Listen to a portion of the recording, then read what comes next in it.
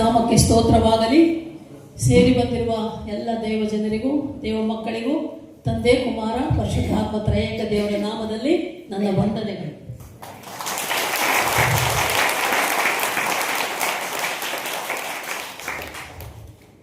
ನೋಡಿ, ನಮಗೆ ಸಾಮೇಲೆಯನವರು ಹೇಳ್ತಾ ಇದ್ರು, ಅಮ್ಮ ಹುಣಸೂರಿಗೆ ಹೋಗಬೇಕು, ಅಲ್ಲಿ ಲಕ್ಷ್ಮಣಯ್ಯ ಅವರು ನಿಮ್ಮನ್ನು ಕರ್ಕೊಂಡು ಬಾ ಅಂದಿದ್ದಾರೆ ಅಂತ ಹೇಳಿದರು. ದೇವರ ಚಿತ್ತ ಇದೆ ಅಲ್ವಾ, ನಮ್ಮ ಚಿತ್ತ ಅಲ್ಲ, ನಿಮ್ಮ ಚಿತ್ತ ಅಲ್ಲ. ನಾವು ಅಂದ್ಕೊಂಡಿಲ್ಲ ಹುಣಸೂರಿಗೆ ಬರ್ತೀವಿ ಅಂತ ಯಾವತ್ತೂ ಅಂದ್ಕೊಂಡೇ ಇಲ್ಲ. ಫಸ್ಟ್ ಟೈಮ್ ಈ ಕಡೆ ಬಂದಿರೋದು ನಾವು. ಹುಣಸೂರಿಗೆ ಬಂದಿರೋದು ಮೊದಲನೇ ಸಲ. ಮತ್ತು ದೇವರ ಚಿತ್ತ ನೋಡಿ, ಕಾಲವು ಸಮಯವು ನನ್ನ ಕೈಯಲ್ಲಿದೆ ಅಂತ ಏಸಪ್ಪ ಹೇಳ್ತಾನೆ ಅಲ್ವಾ. ಈ ದಿನ ಈ ಸಮಯ ನಾವಿಲ್ಲಿ ಇರಬೇಕಿತ್ತು. ಮತ್ತು ನಾನು ವಾಕ್ಯ ಹೇಳ್ತೇನೆ ಅಂತ ಕೂಡ ಅಂದ್ಕೊಂಡಿಲ್ಲ. ಈಗ ಈ ಕ್ಷಣದಲ್ಲೇ ನಮ್ಮ ಸಾಮೇಲೆ ಅವರು ಹೇಳಿದಮ್ಮ ನೀವು ವಾಕ್ಯ ಹೇಳಿ ಅಂತ.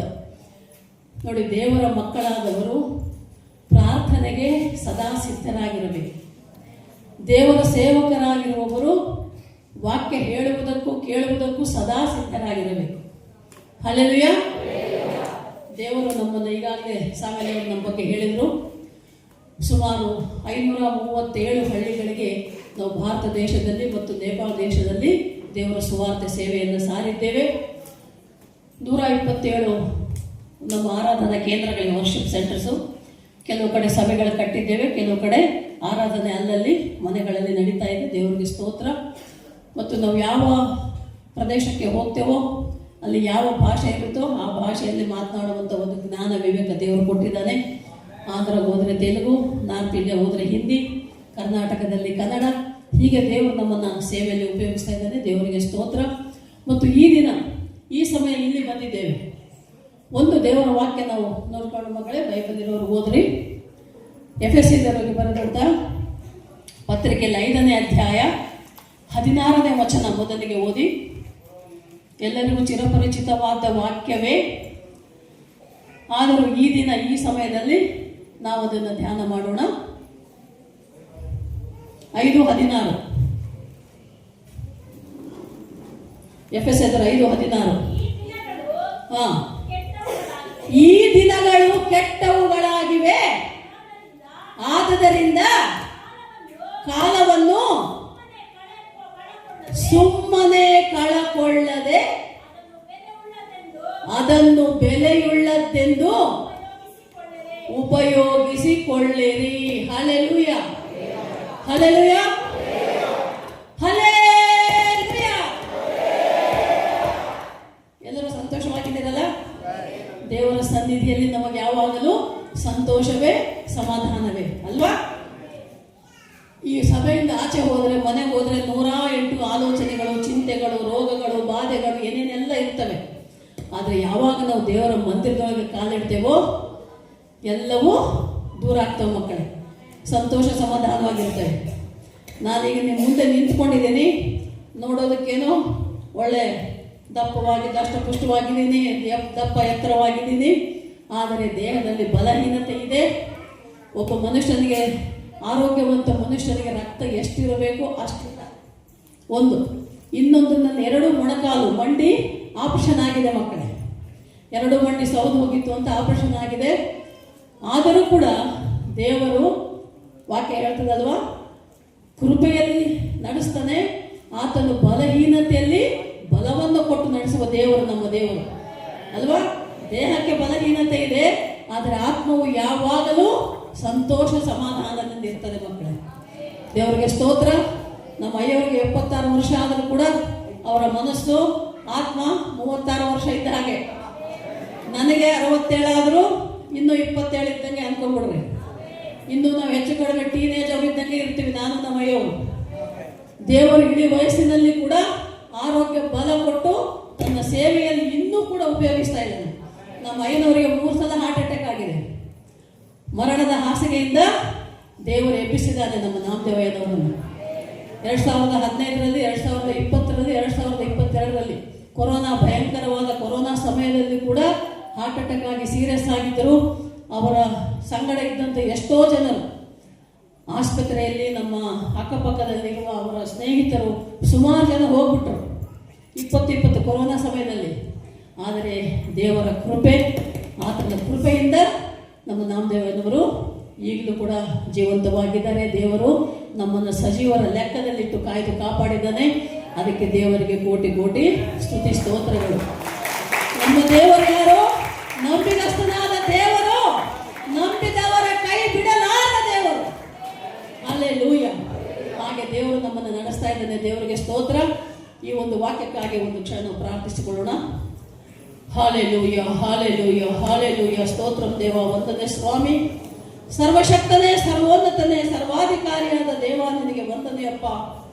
ಈ ಒಂದು ಮಧ್ಯಾಹ್ನ ಕಾಲ ಸಮಯದಲ್ಲಿ ನಿನ್ನ ಪುನರುತ್ಥಾನ ದಿನದಂದು ಅಪ್ಪ ಈ ರೀತಿ ನಮ್ಮನ್ನು ಹುಣಸೂರಲ್ಲಿ ಅಪ್ಪ ಲಕ್ಷ್ಮಣಯ್ಯನವರ ಸಭೆಯಲ್ಲಿ ಸುರಕ್ಷಿತವಾಗಿ ನಮ್ಮನ್ನು ಬೆಂಗಳೂರಿನಿಂದ ಇಲ್ಲಿಗೆ ಕರೆತಂದಿದ್ದೀಯಪ್ಪ. ನಿನಗೆ ಸ್ತೋತ್ರ. ಮತ್ತು ಈ ದಿನದ ಈ ಒಂದು ಆರಾಧನೆಯಲ್ಲಿ ಅಪ್ಪ ನಿನ್ನ ವಾಕ್ಯೋಪದೇಶಕ್ಕಾಗಿ ದೀನದಾಸಳಾದ ನನ್ನನ್ನು ನೀನು ಆರಿಸಿಕೊಂಡಿದ್ದೀಯಪ್ಪ. ನಿನಗೆ ಸ್ತೋತ್ರ ಸ್ವಾಮಿ. ಮಾತನಾಡುವ ಮಾತುಗಳು ನನ್ನವಲ್ಲಪ್ಪ ತಂದೆ, ನಿನ್ನವು. ಆತ್ಮದೇವ, ಪರಿಶುದ್ಧಾತ್ಮದೇವ, ದೀನದಾಸಳಾದ ನನ್ನನ್ನು ಮರೆ ಮಾಡಿಕೊಂಡು ನೀವೇ ಮಾತನಾಡಬೇಕೆಂಬುದಾಗಿ, ನೀವೇ ಮಹಿಮೆ ಹೊಂದಬೇಕೆಂಬುದಾಗಿ ಸೇರಿ ಬಂದಂಥ ಎಲ್ಲ ವಿಶ್ವಾಸಿಗಳನ್ನು, ದೇವರ ಮಕ್ಕಳನ್ನು, ಎಲ್ಲ ದೈವ ಜನರನ್ನು, ಸೇವಕರನ್ನು, ಅವರ ಕುಟುಂಬಗಳನ್ನು ಅಪ್ಪ ನಮ್ಮನ್ನು ನಿಮ್ಮ ಕೈಗಳಿಗೆ ಒಪ್ಪಿಸಿ ಕೊಡ್ತಾ ಇದ್ದೇವೆ.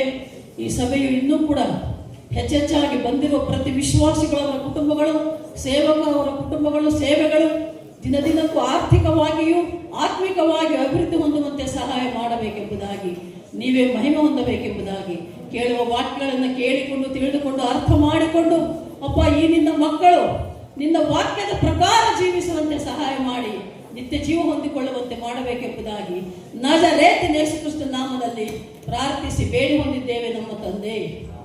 ಆಮೇನ್, ಆಮೇನ್, ಆಮೇನ್. ದೇವರಿಗೆ ಸ್ತೋತ್ರ. ಈಗ ನಾವು ಓದಿದಂಥ ವಾಕ್ಯವು ಏನು ಹೇಳ್ತಾ ಇದೆ?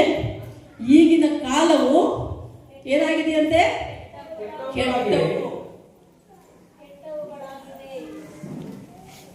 ಕಾಲ ಕೆಟ್ಟದಮ್ಮ. ಕೆಟ್ಟದು ಒಪ್ತೀರ ಎಲ್ಲರೂ? ಈಗಿನ ಕಾಲ, ಈಗಿನ ಸಮಯ ಎಷ್ಟು ಕೆಟ್ಟದಾಗಿದೆ ಅಲ್ವಾ? ಕುಟುಂಬದಲ್ಲಿ ನೋಡಿದ್ರೆ ಜಗಳ, ತಂಟೆ, ತಕರಾರು, ಅಕ್ಕಪಕ್ಕದವರ ಮಧ್ಯೆ, ವಿಶ್ವಾಸಿಗಳ ಮಧ್ಯೆ, ಸೇವಕರ ಮಧ್ಯೆ ಹೊಟ್ಟೆ ಕಿಚ್ಚುಗಳು, ದ್ವೇಷಗಳು, ಅಸೂಯೆಗಳು. ಒಬ್ಬರು ನೋಡಿದ್ರೆ ಒಬ್ಬರಿಗೆ ಆಗಲ್ಲ ಅಲ್ವಾ? ಅಣ್ಣ, ತಮ್ಮ, ಅಕ್ಕ, ತಂಗಿ, ಅಪ್ಪ, ಅಮ್ಮ, ದಿನ ನೀವು ನ್ಯೂಸ್ ನೋಡಿದ್ರೆ ಒಂದಲ್ಲ ಒಂದು ಸಾವು ನೋವಿನ ಸುದ್ದಿ ಇದ್ದೇ ಇರ್ತದೆ. ಆಸ್ತಿಗಾಗಿ ಮಕ್ಕಳು ತಂದೆ ತಾಯಿಯನ್ನ, ಅಜ್ಜ ಅಜ್ಜಿಯನ್ನ ಸಾಯಿಸ್ತಾ ಇದ್ದಾರೆ ಅಲ್ವಾ? ಲವ್ ಮಾಡಿ ಪ್ರೇಮಕ್ಕೆ ಒಳಗಾಗಿ, ಕಾಮಕ್ಕೆ ಒಳಗಾಗಿ ಯವನಸ್ಥ ಮಕ್ಕಳು ತಮ್ಮ ಜೀವಿತವನ್ನೇ ಹಾಳು ಮಾಡಿಕೊಳ್ತಾ ಇದ್ದಾರೆ. ಲವ್ ಮಾಡೋದಕ್ಕೆ ಹೆಣ್ಣು ಒಪ್ಪಿಲ್ಲ ಅಂದ್ಬಿಟ್ಟು ಆ ಹೆಣ್ಣನ್ನೇ ಸಾಯಿಸುವಂತ ಒಂದು ಜನರನ್ನು ನಾವಿದು ನೋಡ್ತಾ ಇದ್ದೇವೆ ಅಲ್ವಾ? ಹೀಗೆ ಅನೇಕ ಕಾರಣಗಳಿಗೆ, ರೋಗಗಳಿಗೆ, ಆಕ್ಸಿಡೆಂಟ್ಗಳಿಗೆ, ಏನೇನೋ ಕಾರಣಗಳಿಂದ ಜನರು ಎಷ್ಟೋ ಕಷ್ಟದಲ್ಲಿ, ನಷ್ಟದಲ್ಲಿ, ರೋಗದಲ್ಲಿ, ಬಾಧೆಯಲ್ಲಿ, ಚಿಂತೆಯಲ್ಲಿ ಇರೋದನ್ನ ನಾವು ನೋಡ್ತಾನೆ ಇದ್ದೇವೆ. ಪ್ರತಿದಿನವೂ ಕೂಡ ನಾವು ನೋಡುವಾಗ ಈ ಕಾಲ ಎಷ್ಟು ಯಾಕೆ ಕೆಟ್ಟದಾಗಿದೆ ದೇವರು ವಾಕ್ಯ ಹೇಳ್ತಾ ಇದೆ. ಯಾಕೆಂದರೆ ಜನರು, ಏಸಪ್ಪ ಬಂದ ಪರಲೋಕದಿಂದ ಭೂಲೋಕಕ್ಕೆ ಯಾಕೆ ಬಂದ ನಾವು ನೋಡ್ತೇವೆ. ಲೂಕ 2ನೇ ಅಧ್ಯಾಯದಲ್ಲಿ ನೋಡುವಾಗ ಭೂಲೋಕದಲ್ಲಿರುವ ಮನುಷ್ಯರೊಳಗೆ ಸಮಾಧಾನ ಉಂಟು ಮಾಡುವುದಕ್ಕಾಗಿ ಬಂದನು ಅಂತ ಅಲ್ವಾ? ಯಾಕೆಂದ್ರೆ ಭೂಲೋಕದಲ್ಲಿರುವ ಮನುಷ್ಯರೊಳಗೆ ಸಮಾಧಾನ ಇಲ್ಲ. 2025 ವರ್ಷದ ಹಿಂದೆನೇ ಏಸಪ್ಪ ಬಂದ. 30 ವರ್ಷಗಳು ನಾವು ನೀವು ಇದ್ದ ಹಾಗೆ ಮಾಮೂಲು ಮನುಷ್ಯನಾಗೆ ಜೀವನ ನಡೆಸಿದ. ಕೊನೆಯ 3.5 ವರ್ಷ ಅಂತಲೂ ಪರಲೋಕ ರಾಜ್ಯದ ಬಗ್ಗೆ, ನಿತ್ಯ ಜೀವದ ಬಗ್ಗೆ ಎಲ್ಲರಿಗೂ ಹೇಳಿದ. ಪಾಪ ಮಾಡಬೇಡ್ರಿ, ಪಾಪ ಮಾಡಿದ್ರೆ ರೋಮಾಪುರದ 6:23 ವಾಕ್ಯ ಏನು ಹೇಳ್ತದೆ? ಪಾಪಕ್ಕೆ ಸಂಬಳ ಮರಣ, ಆದರೆ ಯೇಸು ಕ್ರಿಸ್ತನಲ್ಲಿ ನಮಗೆ ಉಚಿತಾರ್ಥವಾದ ವರ ಸಿಗ್ತದೆ. ಆ ವರವೇ ನಿತ್ಯ ಜೀವ. Free gift. ನೀವೇನು ಕೊಡ್ಬೇಕಾಗಿಲ್ಲ, ಫ್ರೀ ಗಿಫ್ಟ್ ಏಸಪ್ಪ ಕೊಡಕ್ ಬಂದ. ಏನು? ನಿತ್ಯ ಜೀವ. ಪರಲೋಕ ರಾಜ್ಯಕ್ಕೆ ನಾವು ವಾರಸುದಾರರಾಗಬೇಕು. ನಾನು ಈ ಮಂದಿರದೊಳಗೆ ಬಂದ ತಕ್ಷಣ ಈ ಚಿತ್ರ ನೋಡಿದೆ, ತುಂಬ ಖುಷಿ ಆಯಿತು. ಅಯ್ಯವರು ಎಷ್ಟು ಅರ್ಥಗರ್ಭಿತವಾಗಿ ಬಲಿಪೀಠದ ರಚನೆ ಮಾಡಿದ್ದಾರೆ. ಏನಿದೆ ಅರ್ಥ ಗೊತ್ತಾ ನಿಮಗೆ? ಈ ಮೆಟ್ಲುಗಳು ಎಲ್ಲಿಗೆ ಹೋಗ್ತವೆ? ಎಲ್ಲಿಗೆ ಹೋಗ್ತಪ್ಪ? ಮತ್ತೆ ನೀವೆಲ್ಲರೂ ಅಲ್ಲಿಗೆ ಹೋಗ್ತಾನೆ? ಪರಲೋಕಕ್ಕೆ ಹೋಗೋದು ಇಷ್ಟನ ಎಲ್ಲರಿಗೆ? ಮತ್ತೆ ಕಾಲ ಕೆಟ್ಟದಾಗಿದೆ, ಕೆಟ್ಟದ್ದನ್ನ ಮಾಡಬೇಡ್ರಿ ಅಂತ ವಾಕ್ಯ ಹೇಳ್ತಾ ಇದೆ. ಈ ಒಂದೊಂದು ಮೆಟ್ಟಲು ಹತ್ತಿ ನೀವು ಪರಲೋಕಕ್ಕೆ ಹೋಗಬೇಕು ಅಂದ್ರೆ ನಿಮ್ಮಲ್ಲಿರುವ ಪಾಪದ ಗುಣ ಲಕ್ಷಣಗಳನ್ನು ಒಂದೊಂದನ್ನೇ ಬಿಟ್ಟು ಹೋಗ್ತಾ ಇರಬೇಕು. ಎಷ್ಟು ಥರದ ಪಾಪಗಳಿವೆ. ಬೀಡಿ, ಸಿಗರೇಟು, ಎಲೆ ಅಡಿಕೆ, ತಂಬಾಕು ಅಲ್ವಾ, ಕುಡಿಯೋ ಚಟಗಳು, ಧೂಮಪಾನ, ಮದ್ಯಪಾನ. ಅದು ಎಲ್ಲಕ್ಕಿಂತ ಹೆಚ್ಚಾಗಿ ಈ ದಿನಮಾನಗಳಲ್ಲಿ ನೋಡ್ತಾ ಇರೋದು ಅಕ್ರಮ ಅನೈತಿಕ ಸಂಬಂಧಗಳು ಅಲ್ವಾ. ಅಕ್ರಮ ಅನೈತಿಕ ಸಂಬಂಧಗಳು ಹೆಚ್ಚಾಗ್ತಾ ಇವೆ ಗಂಡು ಹೆಣ್ಣಿನ ನಡುವೆ. ಮದುವೆಯಾದವರು ಮಾಡ್ತಾ ಇದ್ದಾರೆ, ಮದುವೆ ಆಗದೇ ಇದ್ದವರು ಮಾಡ್ತಾ ಇದ್ದಾರೆ. ಪೂರ್ವ ವಿವಾಹ ಪೂರ್ವದಲ್ಲಿ ಮದುವೆ ಆಗೋದಕ್ಕಿಂತ ಮುಂಚೆನೂ ಅನೈತಿಕ ಅಕ್ರಮ ಸಂಬಂಧಗಳು ಮಾಡ್ತಾ ಇದ್ದಾರೆ ಗಂಡು ಹೆಣ್ಣುಗಳು. ಮದುವೆ ಆದ ಮೇಲೂ ಹೆಂಡತಿ ಇದ್ದರೂ ಗಂಡ ಇನ್ನೊಂದು ಹೆಣ್ಣಿನ ಸಹವಾಸ, ಗಂಡ ಇದ್ದರೂ ಹೆಣ್ಣು ಇನ್ನೊಂದು ಗಂಡನ ಸಹವಾಸ, ಈ ರೀತಿ ಮಾಡ್ತಾ ಇದ್ದಾರಮ್ಮ. ಇಂಥ ಒಂದು, ಅದಕ್ಕೆ ಹೇಳ್ತಾ ಇರೋದು ವಾಕ್ಯ, ಕಾಲವು ಕೆಟ್ಟದಾಗಿದೆ. ಆದರೆ ನೀವು ಏನು ಮಾಡ್ಬೇಕಂದ್ರೆ ಸಮಯವನ್ನ ವೇಸ್ಟ್ ಮಾಡಬಾರ್ದು ಅಂತ ಹೇಳ್ತಾ ಇದೆ ವಾಕ್ಯ. ವೇಸ್ಟ್ ಮಾಡಬಾರ್ದು, ವೃಥಾ ಕಾಲಹರಣ ಮಾಡಬಾರ್ದು, ಅದನ್ನ ಬೆಲೆಯುಳ್ಳದ್ದು ಅಂತ ತಿಳ್ಕೋಬೇಕು. ಯಾಕೆ? ನಾವು ಜೀವಿಸಿರುವವರೆಗೆ ದೇವರಿಗಾಗಿ ಜೀವಿಸಬೇಕು, ದೇವರ ರಾಜ್ಯಕ್ಕಾಗಿ ನೀತಿಗಾಗಿ ತವಕಪಟ್ಟು ಜೀವಿಸಬೇಕು. ಹಲ್ಲೆಲೂಯಾ. ದೇವರಿಗಾಗಿ ಜೀವಿಸಬೇಕು ಅಂದರೆ ಏನ್ ಮಾಡಬೇಕು? ಅಲ್ಲಿ 15ನೇ ವಚನ ಓದ್ರಿ, ಅದೇ ಅಧ್ಯಾಯ, ಎಫೆಸರ್ 5:15. ಆದ ಕಾರಣ ನೀವು ನಡೆದುಕೊಳ್ಳುವ ರೀತಿಯನ್ನು ಕುರಿತು ಚೆನ್ನಾಗಿ ನೋಡಿಕೊಳ್ಳಿರಿ. ಜ್ಞಾನವುಳ್ಳವರಾಗಿರಿ. ಹಲ್ಲೆಲೂಯಾ. ಅರ್ಥ ಆಗ್ತಾ ಇದೆ ಅಲ್ವಾ ನಿಮ್ಗೆ ಭಾಷೆ? ಹೇಗಿರ್ಬೇಕಂತೆ ನಾವು? ಜ್ಞಾನವಿಲ್ಲದವರಾಗಿರ್ಬೇಡ್ರಿ, ಜ್ಞಾನ ಇದ್ದವರಾಗಿರ್ರಿ. ಏನು ಜ್ಞಾನ? ಸತ್ಯವೇದ ವಾಕ್ಯದ ಜ್ಞಾನ, ದಶಾಜ್ಞೆಗಳ ಜ್ಞಾನ. ಹಳೆ ಒಡಂಬಡಿಕೆಯಲ್ಲಿ ಯೆಹೋವ ದೇವರು ಹೇಳಿದ ದಶಾಜ್ಞೆಗಳ ಜ್ಞಾನ ಹೊಂದಿರಬೇಕು.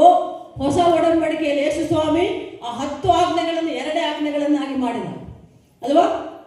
ನಿನ್ನ ವೈರಿಯನ್ನು, ಶತ್ರುವನ್ನು ನಿನ್ನಂತೆಯೇ ನೀನು ಪ್ರೀತಿಸಬೇಕು, ಮತ್ತು ನಿನ್ನ ದೇವರನ್ನು ನೀನು ಪೂರ್ಣ ಹೃದಯದಿಂದಲೂ, ಪೂರ್ಣ ಮನಸ್ಸಿನಿಂದಲೂ, ಪೂರ್ಣ ಬಲದಿಂದಲೂ, ಆತ್ಮ ಸ್ವರೂಪದಲ್ಲಿ ಆತ್ಮದೇವನನ್ನ ಪೂರ್ಣ ಆತ್ಮದಿಂದ ಆರಾಧಿಸಬೇಕು.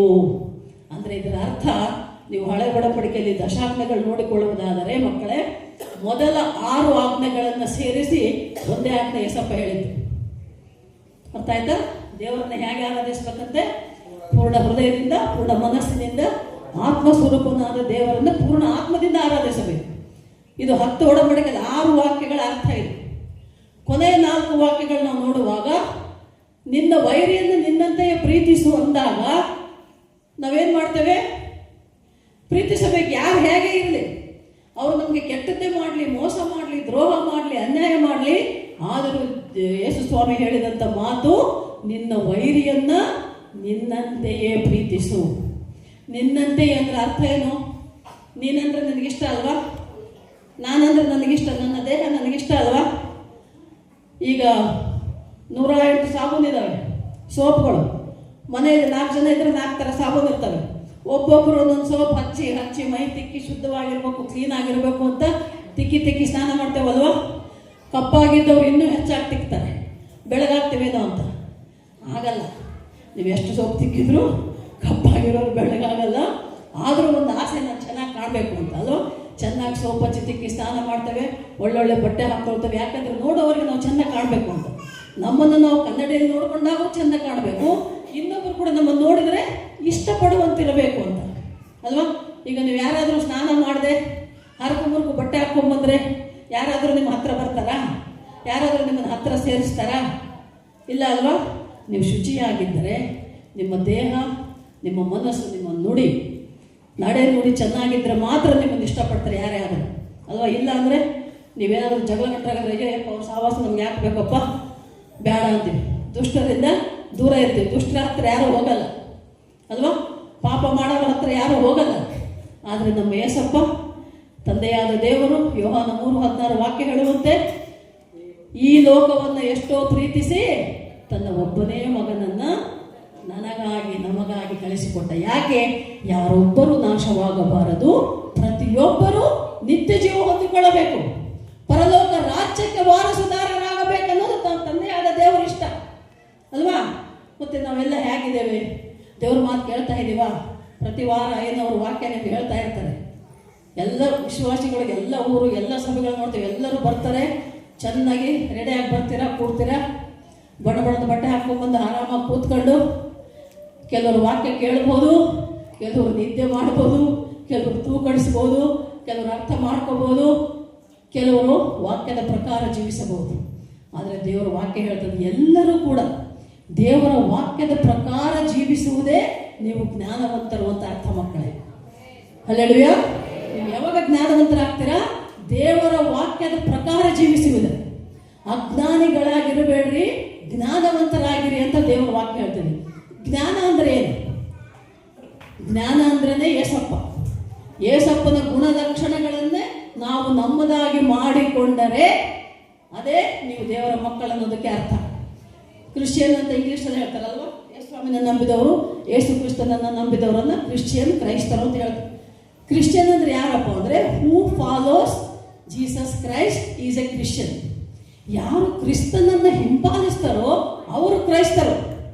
ನೀವು ಸುಮ್ಮನೆ ಹೆಸರಿಗೆ ಬೈಬಲ್ ಹಿಡ್ಕೊಂಡು ಸ್ಟೈಲಾಗಿ ಬಂದು ಕೂತ್ಕೊಂಡು ಮತ್ತೆ ಎದ್ದು ಮನೆಗೆ ಹೋಗಿ ಈ ಬೈಬಲ್ ಇದು ಸಭೆಯಿಂದ ಆಚೆ ಹೋದ್ಮೇಲೆ, ಈ ಕಾಂಪೌಂಡಿಂದ ಆಚೆ ಹೋದ್ಮೇಲೆ ನೀವೇನೇನು ಅಯ್ಯ ಹೇಳಿರ್ತಾರೆ, ಪಾಠ ಏನೇನು ಮಾಡಬಾರ್ದು ಅಂತ ಹೇಳಿರ್ತಾರೋ ಅದನ್ನೇ ಮಾಡ್ತಾರೆ ಸುಮಾರು ಜನ ಅಲ್ವಾ.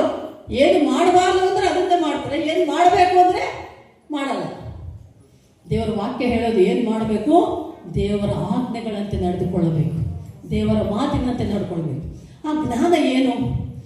ಯಾಕೋಬ 3:15 ವಾಕ್ಯ ತೆಗಿರಮ್ಮ. 3ನೇ ಅಧ್ಯಾಯ 16-17 ವಾಕ್ಯ ನೋಡಿ. 16-17 ವಾಕ್ಯದಲ್ಲಿ ಜ್ಞಾನದ ಬಗ್ಗೆ ತುಂಬಾ ಚೆನ್ನಾಗಿದೆ ದೇವರ ವಾಕ್ಯ.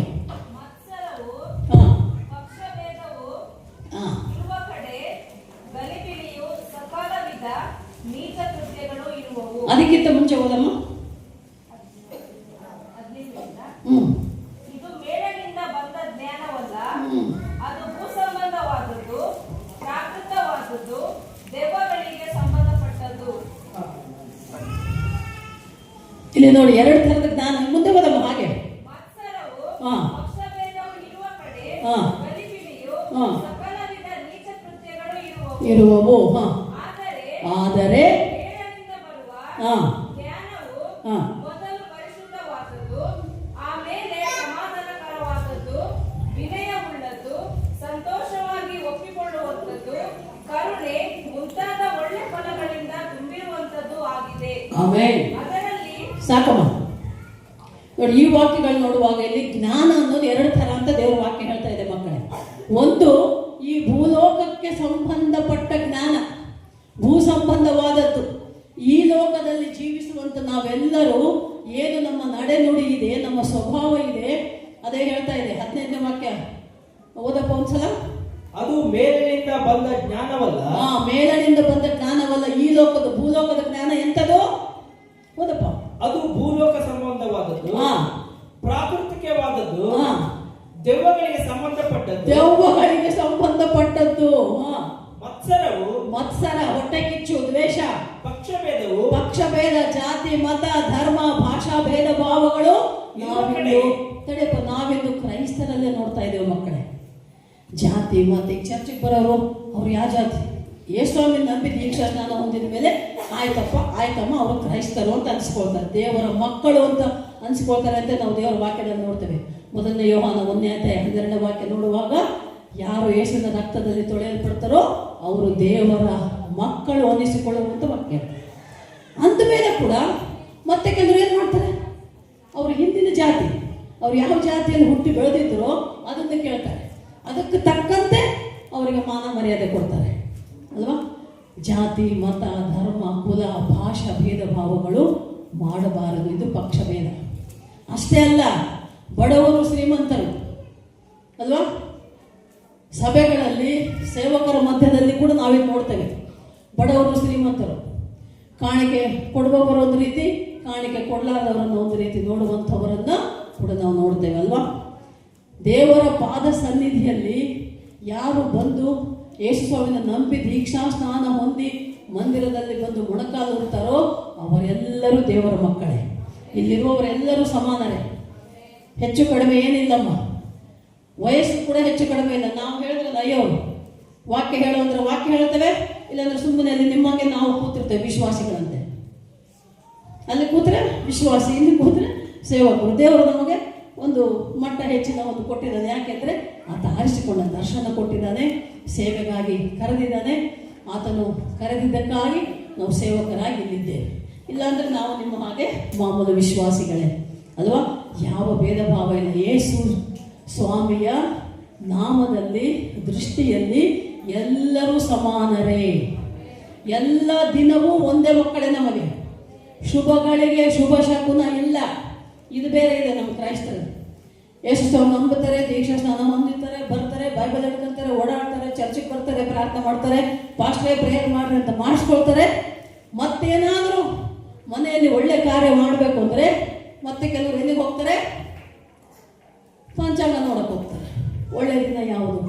ಮದುವೆ ಮಾಡೋಕ್ಕೆ, ಮನೆ ಕಟ್ಟೋಕೆ, ಮನೆ ಬುನಾದಿ ಹಾಕೋಕೆ, ಮನೆ ಗೃಹಪ್ರವೇಶ ಮಾಡೋಕೆ, ಮತ್ತೆ ಕೇಳ್ಕೊಂಡು ಬಂದು ಅಲ್ಲಿ ಈಗ ನೋಡಿ ಒಂದು ಮಾತು ನಾನು ನಿಮ್ಗೆ ಹೇಳ್ತೇನೆ. ಯಾಕೆ ಹೇಳ್ತಾ ಇದ್ದೇನೆ ಅಂದರೆ, ಈಗ ಸೇವಕರು ನಾವು, ಈಗ ನಮ್ಮ ಸಮಯ, ನಮ್ಮ ಉಪಸ್ಥಿತಿ ನೋಡಿ ಹೇಳಿ ಕೇಳಿ, ನಮ್ಮ ಪ್ರೋಗ್ರಾಮ್ಗಳು ಏನೇನಿರ್ತಾವೋ ನಮ್ಮನ್ನ ಹೇಳಿ ಕೇಳಿ ನೀವು ದಿನ ನಿಷ್ಠೆ ಮಾಡ್ಕೋಬೇಕು ಅಲ್ವಾ? ಅದನ್ನ ಬಿಟ್ಟು ಏನು ಮಾಡ್ತಾರೆ, ಇವ್ರು ಹೋಗಿ ಅಲ್ಲಿ ಕೇಳ್ಕೊಂಡು ಬಂದು ಅವ್ರಿಗೆ ಇಷ್ಟ ಬಂದ ದಿನ ಬಂದು ನಮ್ಗೆ ಹೇಳ್ತಾರೆ, ಇಂಥ ದಿನ ನೀವು ಬರಬೇಕು, ನಮ್ಮ ಕಾರ್ಯಕ್ರಮ ನಡೆಸಬೇಕು ಅಂತ. ನಾವು ಆ ದಿನಗಳಲ್ಲಿ ಬ್ಯುಸಿ ಆಗಿರ್ತೇವೆ. ಹೋಗಿಲ್ಲ ಅಂದರೆ ಮತ್ತೆ ನಮ್ಮ ಮೇಲೆ ಬಡ್ಕೊಂತಾರೆ. ಕರೆದ್ರೆ ಬಂದಿಲ್ಲ, ನಮ್ಮ ಮನೆಗೆ ಬಂದಿಲ್ಲ, ಅವ್ರ ಮನೆಗೆ ಹೋಗ್ತಾರೆ. ನಮ್ಮ ಕಾರ್ಯಕ್ರಮಕ್ಕೆ ಬಂದಿಲ್ಲ, ಅವ್ರ ಕಾರ್ಯಕ್ರಮಕ್ಕೆ ಹೋಗ್ತಾರೆ ಅಂತ ಬಾಯಿ ಬಡ್ಕೊಳ್ತಾರಪ್ಪ ವಿಶ್ವಾಸಿಗಳು. ಅನುಭವಿಸಿದ್ದೇವಪ್ಪ ನಾವಿದನ್ನು ಕೂಡ. ನಮ್ಮ ಸೇವೆಗಳು ಹಳ್ಳಿ ಸೇವೆ, ಹಳ್ಳಿ ಜನ ಗೊತ್ತಲ್ಲ ನಿಮಗೆ. ಹಳ್ಳಿ ಜನ ಮಾಡೋದೇ ಅದೇ ಕೆಲಸ. 35 ವರ್ಷ ಆಯಿತು, 36ನೇ ವರ್ಷ ನಮ್ಮ ಸೇವೆ. 36 ವರ್ಷದಿಂದ ನಾವು ದೇವರ ವಾಕ್ಯ ಬಡ್ಕೊಳ್ತಾ ಇದ್ದೀವಿ, ಹೇಳ್ತಾ ಇದ್ದೀವಿ. ಆದರೂ ಕೆಲವರು ವಾಕ್ಯಕ್ಕೆ ವಿರೋಧವಾಗೇ ವರ್ತಿಸುವವರಿದ್ದಾರೆ. ಮತ್ತೆ ಹೋಗ್ತಾರೆ, ಪಂಚಾಂಗ ನೋಡ್ಕೊಳ್ತೀವಿ ನಾವು. ನಮ್ಮ ಕೆಲವರು ಸೇವಕರೇ, ಅದು ಇನ್ನೂ ಅಸಹ್ಯ ಅನಿಸುತ್ತೆ, ಬೇಜಾರಾಗುತ್ತೆ. ಸೇವಕರಾದವರು ಕೂಡ ದಿನ ನೋಡ್ಕೊಂಬಂದು ಹೇಳ್ತಾರೆ. ನಾವೊಬ್ಬರು ಸೇವಕರು ಮಗನ ಮದುವೆ ಡಿಸೈಡ್ ಮಾಡಿದ್ರು. ನಾವೆಲ್ಲೋ ಹೋಗ್ತೀವಿ, ಅಮ್ಮ ನಮ್ಮ ಹಾಲಿಡೇ ನಮ್ಮ ಸೇವೆಯಲ್ಲಿ ನಮ್ಮ ಅಯ್ಯವ್ರನ್ನ ಅಪ್ಪಾಜಿ ಅಂತಾರೆ, ನನ್ನ ಅಮ್ಮಾಜಿ ಅಂತಾರೆ. ಎಲ್ಲರೂ 3 ಹುಟ್ಟಿದ ಕೂಸಿಂದ ಹಿಡಿದು 80-90 ಮುದುಕದವರೆಗೂ ಎಲ್ಲರಿಗೂ ನಾವು ಅಪ್ಪಾಜಿ ಅಮ್ಮಾಜಿನೇ. ಹಾಗೆ ಅಮ್ಮಾಜಿ ನಾವಿಗೆ ಮಗನ ಮದುವೆ ಮಾಡ್ತಾಯಿದ್ದೀವಿ ಇಂಥ ದಿನ. ನಾವೆಲ್ಲೋ ಬೇರೆ ಕಾರ್ಯಕ್ರಮದಲ್ಲಿ ಬಿಸಿ ಇದ್ದೀವಿ. ಅಲ್ಲಪ್ಪ ನಮ್ಗೆ ಹೇಳ್ದೆ ನೀವು ಡೇಟ್ ಫಿಕ್ಸ್ ಮಾಡ್ಕೊಂಡಿರಲ್ಲ. ಇಲ್ಲ ನಾವಲ್ಲಮ್ಮ, ಹುಡುಗಿ ಕಡೆಯವರು ಡಿಸೈಡ್ ಮಾಡಿಬಿಟ್ಟಾರೆ. ಈತ ಹುಡುಗ ಪಾಸ್ಟ್ ಮಗನ ಮದುವೆ ಹುಡುಗಿ ಕಡೆಯವರು ಡಿಸೈಡ್ ಮಾಡಿದ್ರಂತೆ. ಅವರೆಲ್ಲ ಮಾತಾಡ್ಕೊಂಡು ಡಿಸೈಡ್ ಮಾಡ್ಕೊಂಡು ಆಮೇಲೆ ನಮಗೆ ಹೇಳ್ತಾರೆ. ನಮ್ಮನ್ನು ಹೇಳಿ ಕೇಳಿ ಎಲ್ಲ ಅವ್ರು ಡಿಸೈಡ್ ಮಾಡಬೇಕು ಅಲ್ವಾ? ಈ ಥರ ಎಲ್ಲ ಮಾಡಿಬಿಡ್ತಾರೆ ಸೇವೆಯಲ್ಲಿ. ಇದು ಸರಿಯಾದದ್ದಲ್ಲ ಮಕ್ಕಳೇ. ದೇವರ ವಾಕ್ಯಕ್ಕೆ ವಿರೋಧವಾದದ್ದು. ದೇವರ ವಾಕ್ಯಕ್ಕೆ ವಿರೋಧವಾಗಿ ನಡೆದುಕೊಂಡರೆ, ದೇವರ ಸೇವಕರಿಗೆ ವಿರೋಧವಾಗಿ ನಡೆದುಕೊಂಡರೆ ಖಂಡಿತ ನಿಮಗೆ ಆಶೀರ್ವಾದ ಸಿಗುವುದಿಲ್ಲ. ಅದಕ್ಕೆ ಇಲ್ಲಿ ಹೇಳ್ತಾ ಇದೆ, ಜ್ಞಾನ ಓದಪ್ಪ 15ನೇ ವಾಕ್ಯ. ಈ ಲೋಕ ಸಂಬಂಧ ಜ್ಞಾನ ಎಂಥದ್ದು? ಪ್ರಾಕೃತಿಕವಾದದ್ದು, ದೇವಗಳಿಗೆ ಸಂಬಂಧಪಟ್ಟದ್ದು, ಮತ್ಸರವು ಪಕ್ಷಭೇದವು ಇರುವ ಕಡೆ ಗಲಿಬಿಲಿಯು ಸಕಲ ವಿಧವ. ಏನಿರ್ತದಂತಮ್ಮ ಇವೆಲ್ಲ ಇದ್ರೆ ಗಲಿಬಿಲಿ, ಘರ್ಷಣೆ, ಜಗಳ, ತಂಟೆ, ತಕರಾರೇ ಇರ್ತದೆ ಅಲ್ವಾ? ದ್ವೇಷ, ಅಸೂಯೆ, ಹೊಟ್ಟೆ ಕಿಚ್ಚಿದಾಗ ಏನಾಗ್ತದೆ? ಬರೀ ಜಗಳ, ತಂಟೆ, ತಕರಾರು ಇರ್ತದೆ. ಆಮೇಲೆ ನೀಚ ಕೃತ್ಯಗಳು ಇರುವವು. ಏನ್ ಮಾಡಬೇಡ ಅಂದ್ರೆ ಅದನ್ನೇ ಮಾಡ್ತಾರೆ. ಮದ್ಯಪಾನ ಮಾಡಬೇಡ ಮಾಡ್ತಾರೆ. ಬೀಡಿ ಸಿಗರೇಟ್ ಸೇರ್ತಾರೆ. ಗುಟಕ ತಿನ್ಬೇಡ ತಿಂತಾರೆ. ನಮ್ಮ ಹಳ್ಳಿಯಲ್ಲಿ ಹೆಣ್ಮಕ್ಳು ಇದ್ದಾರೆ, ದೊಡ್ಡ ಮನುಷ್ಯರು, ನಸಿ ತಿಕ್ತಾರೆ. ನಸಿ ಪುಡಿ ತಿಕ್ಕಬಾರ್ದು ಅಂದ್ರೆ ನಸಿ ಪುಡಿ ತಿಕ್ತಿರ್ತಾರೆ. ಎಲೆ ಅಡಿಕೆ ಹಾಕೋಬಾರ್ದು ಅಂದ್ರೆ ಎಲೆ ಅಡಿಕೆ ಹಾಕೊಳ್ತೇವೆ. ಏನು ಮಾಡಬಾರ್ದು ಅಂತ ಹೇಳ್ತೇವೆ. ಇವೆಲ್ಲ ನೀಚ ಕೃತ್ಯಗಳು ಮಕ್ಕಳೇ, ಇವೆಲ್ಲ ನೀಚ ಕೃತ್ಯಗಳು, ಕೆಟ್ಟವು. ನೀಚ ಅಂದ್ರೆ ಕೆಟ್ಟದ್ದು ಅಂತ. ಕೆಟ್ಟ ಕೆಲಸ ಕಾರ್ಯಗಳು, ಕೆಟ್ಟದ್ದನ್ನೇ ಇಷ್ಟಪಡುವಂಥವರು ಬಹಳ ಜನ ಇದ್ದಾರೆ. ಆದರೆ ನಿಜವಾಗಿಯೂ ಮುಂದೆ ಓದಪ್ಪ. ಆದರೆ ಇದೆಲ್ಲ ಇಷ್ಟರವರೆಗೆ ನೋಡಿದ ಯಾವುದೇನು? ಭೂ ಸಂಬಂಧಿತವಾದ, ಭೂಲೋಕಕ್ಕೆ ಸಂಬಂಧಪಟ್ಟ ಜ್ಞಾನ. ಅನ್ಯ ಜನಾಂಗಗಳಿಗಿರ್ತದೆ ಈ ಜ್ಞಾನ ಹೆಚ್ಚಾಗಿ. ಕ್ರೈಸ್ತರಲ್ಲಿ ಇರಬಾರ್ದು ಮಕ್ಕಳೇ. ಯೇಸುವಿನ ನಂಬಿದ ಮೇಲೆ, ನಂಬಿ ದೀಕ್ಷಾ ಸ್ನಾನ ಹೊಂದಿದ ಮೇಲೆ, ನೀವು ಸಭೆಯ ಒಳಗೆ ಕಾಲಿಟ್ಟ ಮೇಲೆ, ಬೈಬಲನ್ನು ಕೈಯಲ್ಲಿ ಹಿಡಿದ ಮೇಲೆ ಬಲ್ಲಾರಾಧನೆ ಕರ್ತನ ಭೋಜನ ನೀವು ತೆಗೆದುಕೊಳ್ತೀರಲ್ವಾ, ರೊಟ್ಟಿ ದ್ರಾಕ್ಷಾರಸ ತೆಗೆದುಕೊಳ್ಳುವವರಾಗಿದ್ದರೆ ಈ ಎಲ್ಲ ನೀಚ ಕೃತ್ಯಗಳು ಮಾಡಬಾರ್ದು. ಹೇಗಿರಬೇಕು? ಈಗ ಓದಪ್ಪ ಮುಂದೆ. ಮೇಲಿನಿಂದ ಬರುವ ಮೇಲಿನಿಂದ ಬರುವ ಜ್ಞಾನ ಅಂದ್ರೆ ಪರಿಶುದ್ಧಾತ್ಮ ದೇವ ತಂದೆ ಕುಮಾರ ಪರಿಶುದ್ಧಾತ್ಮ ತ್ರಯೇಕ ದೇವರಿಂದ ಪರಲೋಕ ರಾಜ್ಯದಲ್ಲಿ ಸಿಂಹಾಸನನಾಗಿರುವ ದೇವರು ಪರಲೋಕದಿಂದ ಭೂಲೋಕದಲ್ಲಿರುವ ನಮ್ಮನ್ನ ಪ್ರತಿದಿನ ಪ್ರತಿಕ್ಷಣ ಆತ ನೋಡ್ತಾ ಇದ್ದಾನೆ. ಗೊತ್ತಾಯ್ತಾ ನಿಮಗೆ? ಯಾರು ನೋಡಿಲ್ಲ ಅಂತ ನೀವು ಕಳ್ತನ ಸುಳ್ಳೆಲ್ಲ ಮಾಡ್ಬೋದು, ಆದರೆ ಪರಲೋಕ ರಾಜ್ಯದಲ್ಲಿ ಸಿಂಹಾಸನಾಸೀನನಾಗಿರುವ ದೇವರು ಪ್ರತಿದಿನ ಪ್ರತಿಕ್ಷಣ ನನ್ನನ್ನ ನಿಮ್ಮನ್ನ ನೋಡ್ತಾ ಇದ್ದಾನೆ. ಅಷ್ಟೇ ಅಲ್ಲ, ನಮ್ಮ ಮಾತುಗಳು, ನಮ್ಮ ಪ್ರಾರ್ಥನೆಗಳು, ನಮ್ಮ ಮೊರೆಗಳು, ನಮ್ಮ ಬಿನ್ನಹಗಳು ಇವುಗಳನ್ನ ಕೇಳ್ತಾ ಇದ್ದಾನೆ. ಆ ಜ್ಞಾನ ಇರಬೇಕು ಮಕ್ಕಳೇ ನಿಮಗೆ. ಓದಪ್ಪ ಮುಂದೆ. ಮೇಲಿನಿಂದ ಬರುವ ಜ್ಞಾನವು ಮೊದಲು ಪರಿಶುದ್ಧವಾದದ್ದು, ಆಮೇಲೆ ಮೊದಲೇನಂತೆ? ಪರಿಶುದ್ಧವಾದದ್ದು. ನಮ್ಮ ದೇವರು ಎಂಥ ದೇವರಮ್ಮ? ಪರಿಶುದ್ಧನಾದ ದೇವರು. ಪರಲೋಕ ರಾಜ್ಯದಲ್ಲಿರುವ ತಂದೆಯಾದ ದೇವರು ಪರಿಶುದ್ಧನು. ದೇವಕುಮಾರನಾಗಿ ನನಗಾಗಿ ನಿನಗಾಗಿ ಭೂಲೋಕಕ್ಕೆ ನರಮಾನವನಾಗಿ ಬಂದು ನನ್ನ ನಿನ್ನ ಪಾಪ ಶಾಪಕ್ಕಾಗಿ ಶಿಲುಬೆ ಮರಣ ಹೊಂದಿ ಸಮಾಧಿ ಮಾಡಲ್ಪಟ್ಟು ಮೂರನೇ ದಿನ ಸಮಾಧಿಯಿಂದ ಸಾವನ್ನೇ ಗೆದ್ದು ಮೃತ್ಯುಂಜಯನಾಗಿ ಪುನರುತ್ಥಾನನಾಗಿ ಎದ್ದು ಬಂದ ಯೇಸು ಪರಿಶುದ್ಧನು. ಈಗ ನಮ್ಮ ನಿಮ್ಮೊಂದಿಗೆ ಈ ಕ್ಷಣದಲ್ಲಿ ನಮ್ಮ ಮಧ್ಯದಲ್ಲಿ ನಮ್ಮ ಕಣ್ಣಿಗೆ ಕಾಣಲಾರದ ದೇವರು ಪರಿಶುದ್ಧಾತ್ಮ ದೇವರಿದ್ದಾನೆ, ಪರಿಶುದ್ಧನು ಅಲ್ವಾ? ಹಳೆ ಒಡಂಬಡಿಕೆಯಲ್ಲಿಯೂ ಹೊಸ ಒಡಂಬಡಿಕೆಯಲ್ಲಿಯೂ ನಾವು ನೋಡ್ತಾ ಇದ್ದೇವೆ. ದೇವರ ವಾಕ್ಯ ಹೇಳ್ತಾ ಇದೆ, ದೇವರ ಮಾತು, ನಾನು ಪರಿಶುದ್ಧನಾಗಿರುವುದರಿಂದ ನೀವು ಪರಿಶುದ್ಧರಾಗಿರಿ.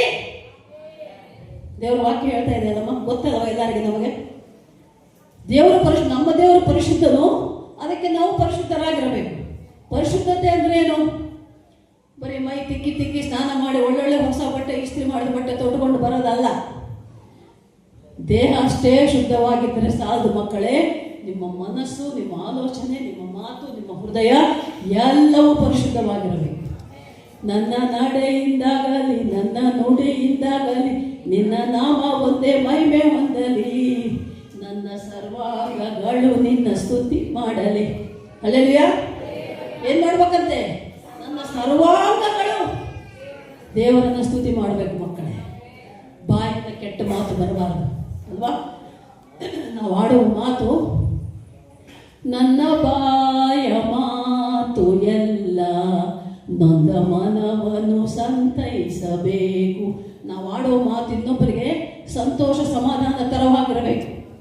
ಅವರ ಮನಸ್ಸು ನೋಯಿಸುವಂತೆ ಕೆಲವರು ಎಷ್ಟು ಮರ್ಯಾದಸ್ಥರಿರ್ತಾರಂದರೆ, ಯಾರಾದರೂ ಏನಾದರೂ ಒಂದು ಮಾತು ಅವರಿಗೆ ವಿರುದ್ಧವಾಗಿ ಕೆಟ್ಟದಾಗಿ ಮಾತಾಡಿದರೆ ಆ ಮಾತನ್ನು ಸಹಿಸಲಾರದೆ ಆತ್ಮಹತ್ಯೆ ಮಾಡಿಕೊಂಡವರು ಇದ್ದಾರೆ ಮಕ್ಕಳೇ ಅಲ್ವಾ? ಯಾಕೆಂದ್ರೆ ಅವರು ಒಳ್ಳೆಯವರಾಗಿರ್ತಾರೆ.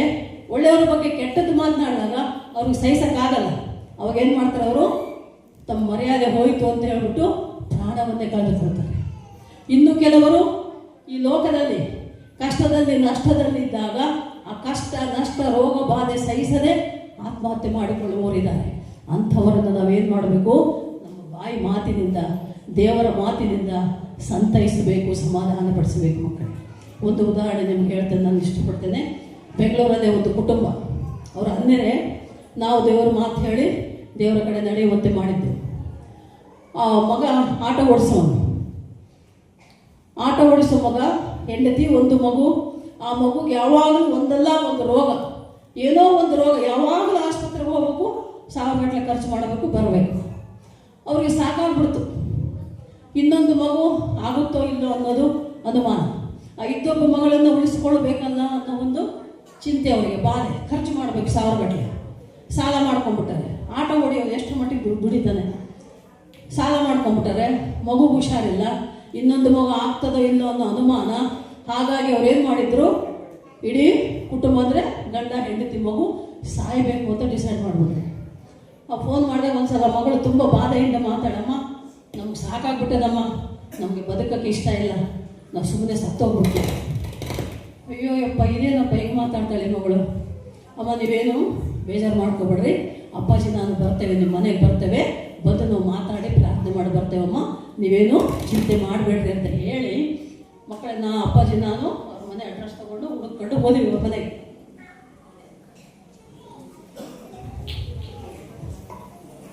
ಅವರು ಬಾಡಿಗೆ ಮನೆಯಲ್ಲಿದ್ದರು, ಪುಟ್ಟ ಮನೆ, ಚಿಕ್ಕ ಮನೆ, 3 ಅಂತಸ್ತಲ್ಲಿದೆ. ಅವಾಗಿಂದು ನನ್ನ ಕಾಲುಗಳ ಆಪರೇಷನ್ ಆಗಿಲ್ಲ, ಸಿಕ್ಕಾಪಟ್ಟೆ ಕಾಲು ನೋವು, ಮೆಟ್ಲು ಏರಿ ಇಳಿಯೋದು ನಡೆಯೋದು ಕಷ್ಟ ಆಗ್ತಾ ಇತ್ತು.